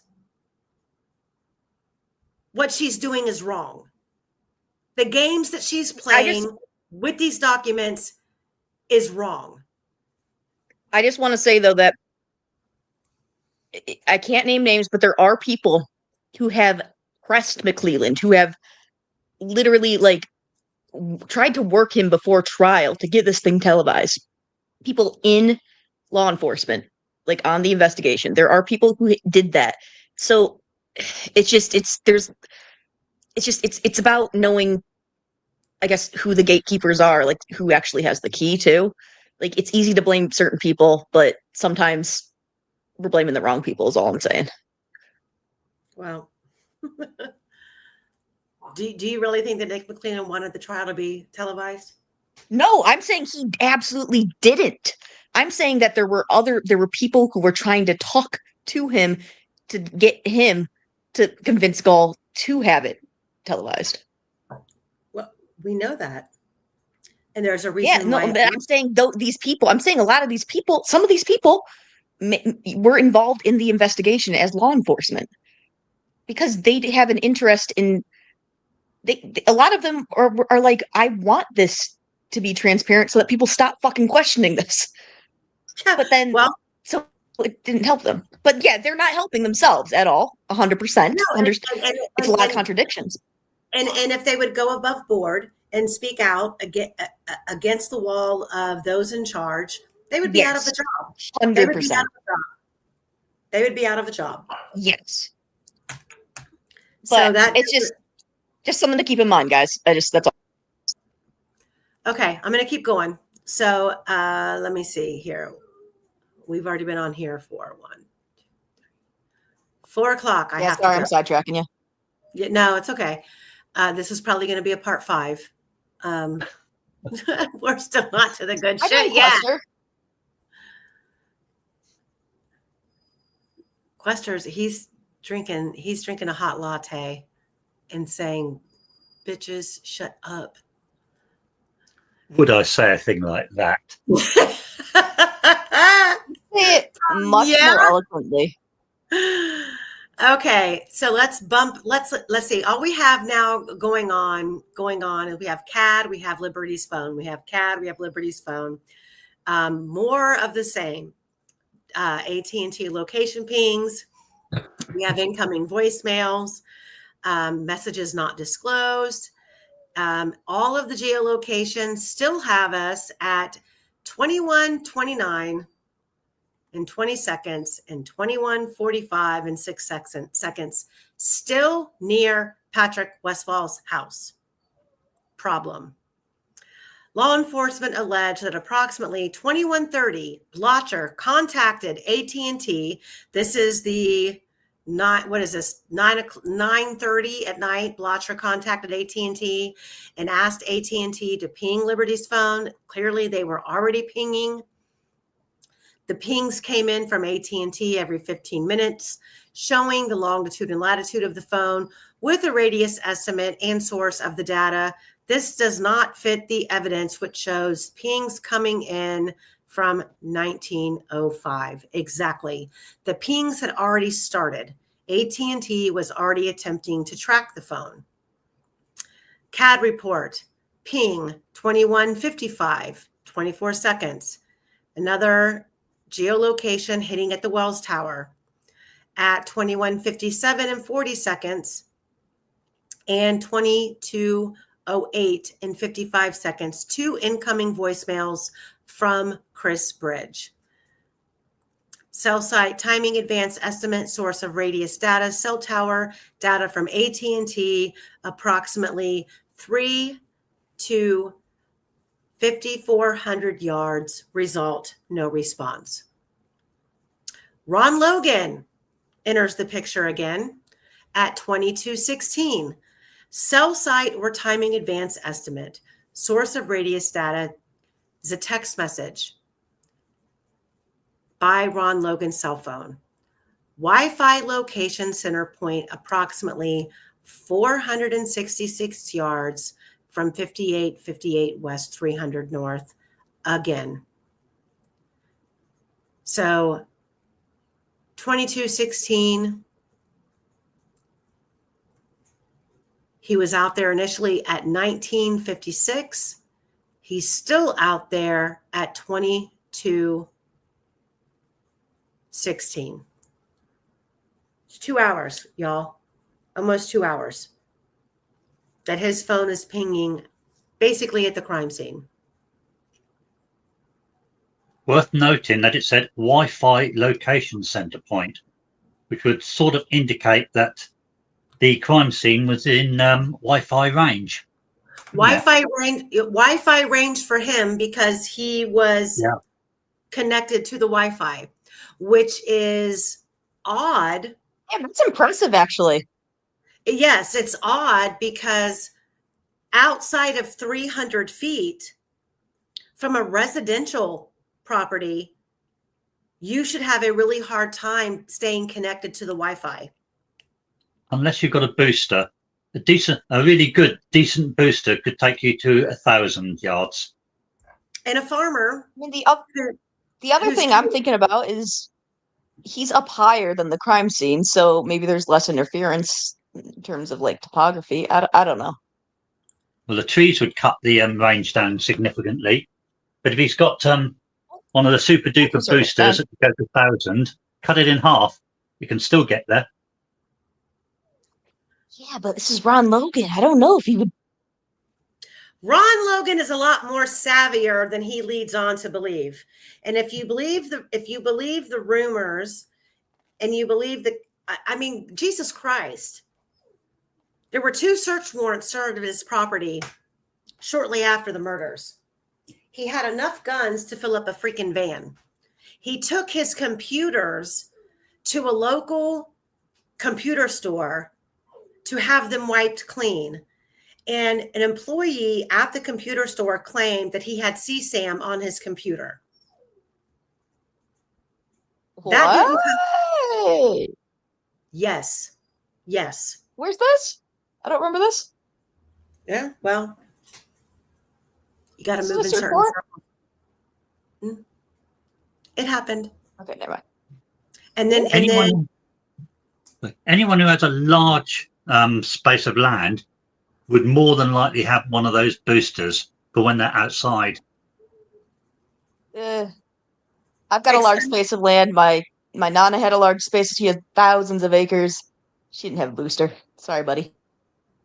You should have a booster. Save you a fortune.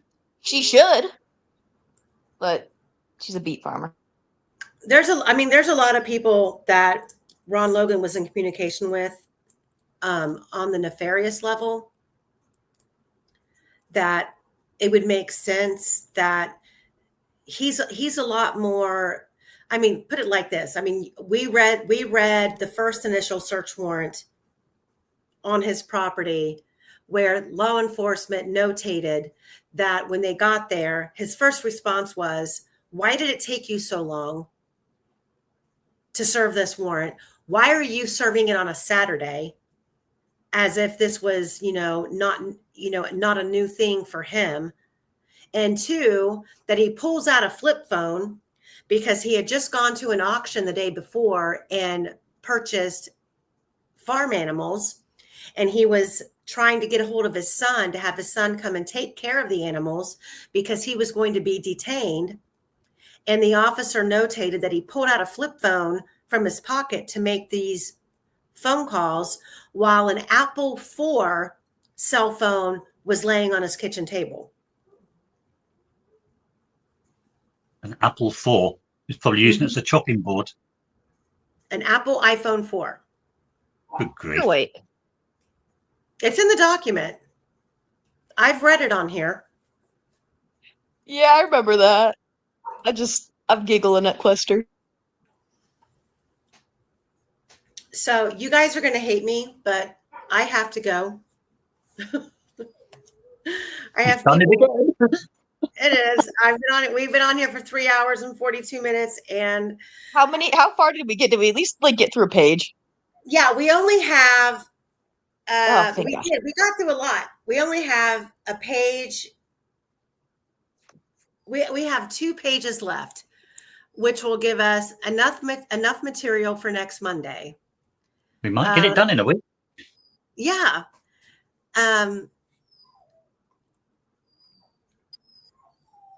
So sorry, guys. Yeah, I have to go. Quester, people love to hear your view. You should just. Oh my God, this is not the first time I've heard Dave McCain in Sex Magic in the same sentence. And sorry. Quester, classic overthinker wants to know, how far did you say the booster can go? You said 1,000 You can get yards? You can get boosters that can take you up to 1,000. Those ones are expensive, but you can get them. You said 1,000 yards or 1,000 feet? Yards. Yards. Those ones are expensive. That's football fields. Yeah, they're super expensive. And even then, they won't necessarily go 1,000 yards especially if there's like obstruction. Like that's just saying if it's like a flat ground, that kind of thing. Yeah. Open. You stick a tree in front of it and you're back down again. So 466 yards. What kind of I guess what kind of boost would Ron Logan have needed to at least have cell service connected to Wi-Fi at that distance? Do you know? Oh, with all the trees 466 yards. and the drop, he would have needed a big one. You think so? Yeah, I want to see how much those ran for. That'd be pretty interesting, wouldn't it?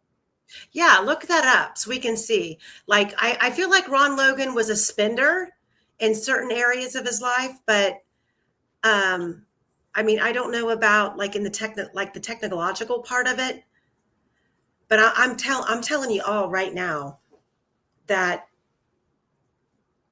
it's not a long distance from, if you're looking at the cemetery, the back left-hand corner, which is closest to Ron Logan's property. Now, granted, there's a big field there in between the cemetery and Ron Logan's, but it is really a straight walk down, rough terrain, but you can go straight down to the crime scene. And if you're looking for an easy way in to the bridge, the south end, Ron Logan's and the cemetery is the location to access. If you're looking for an easy way out, Ron Logan and the cemetery is your best bet. Unless the girls were picked up at the cemetery and put in a car and taken somewhere.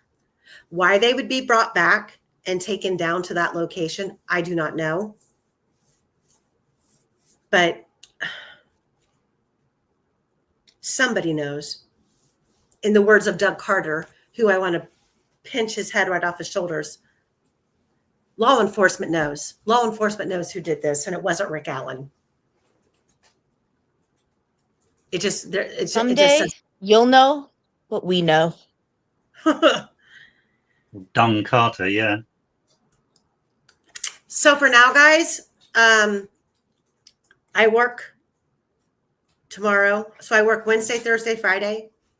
And depending on what I have going on this weekend, maybe I can get Quester and Fungi over the weekend to finish this. If not, you'll hear from us on Monday, regular scheduled time at 1 o'clock. Thank you all for being here. Sorry for the conundrum at the beginning of the live with the multiple dual streams. I'm trying to get that figured out with what StreamYard's doing. But thank you so much. Thanks, Quester. Thanks, Fungi. Quester, say what word should we say? Make him say. What word should we make him say? Really quick. Hakuna Matata. Yes, do it. You what? Hakuna Matata. Hakuna. I'm trying to teach Rocky that. Hakuna Matata. Like it means it's from Lion King. Don't worry, be happy. Say the word conundrum. Just conundrum. Conundrum. Stephanie still wants to know if you're married, Quester. Oh, that's for me to know. Stay tuned. Oh, that kind of sounds like he's open. That kind of sounds like he's available. I'd keep shooting your shot. I'll ask my wife what she says. Oh, there it is. Oh, you stinker. All right, guys. I love you. I'll see you later. Hit the like, subscribe, and share, please. Leave your questions on the replay crew. We will definitely answer them. Big J, I haven't heard from you for a minute. Get with me so I can make sure you're okay. All right, guys. Bye. Bye-bye. Bye. Bye.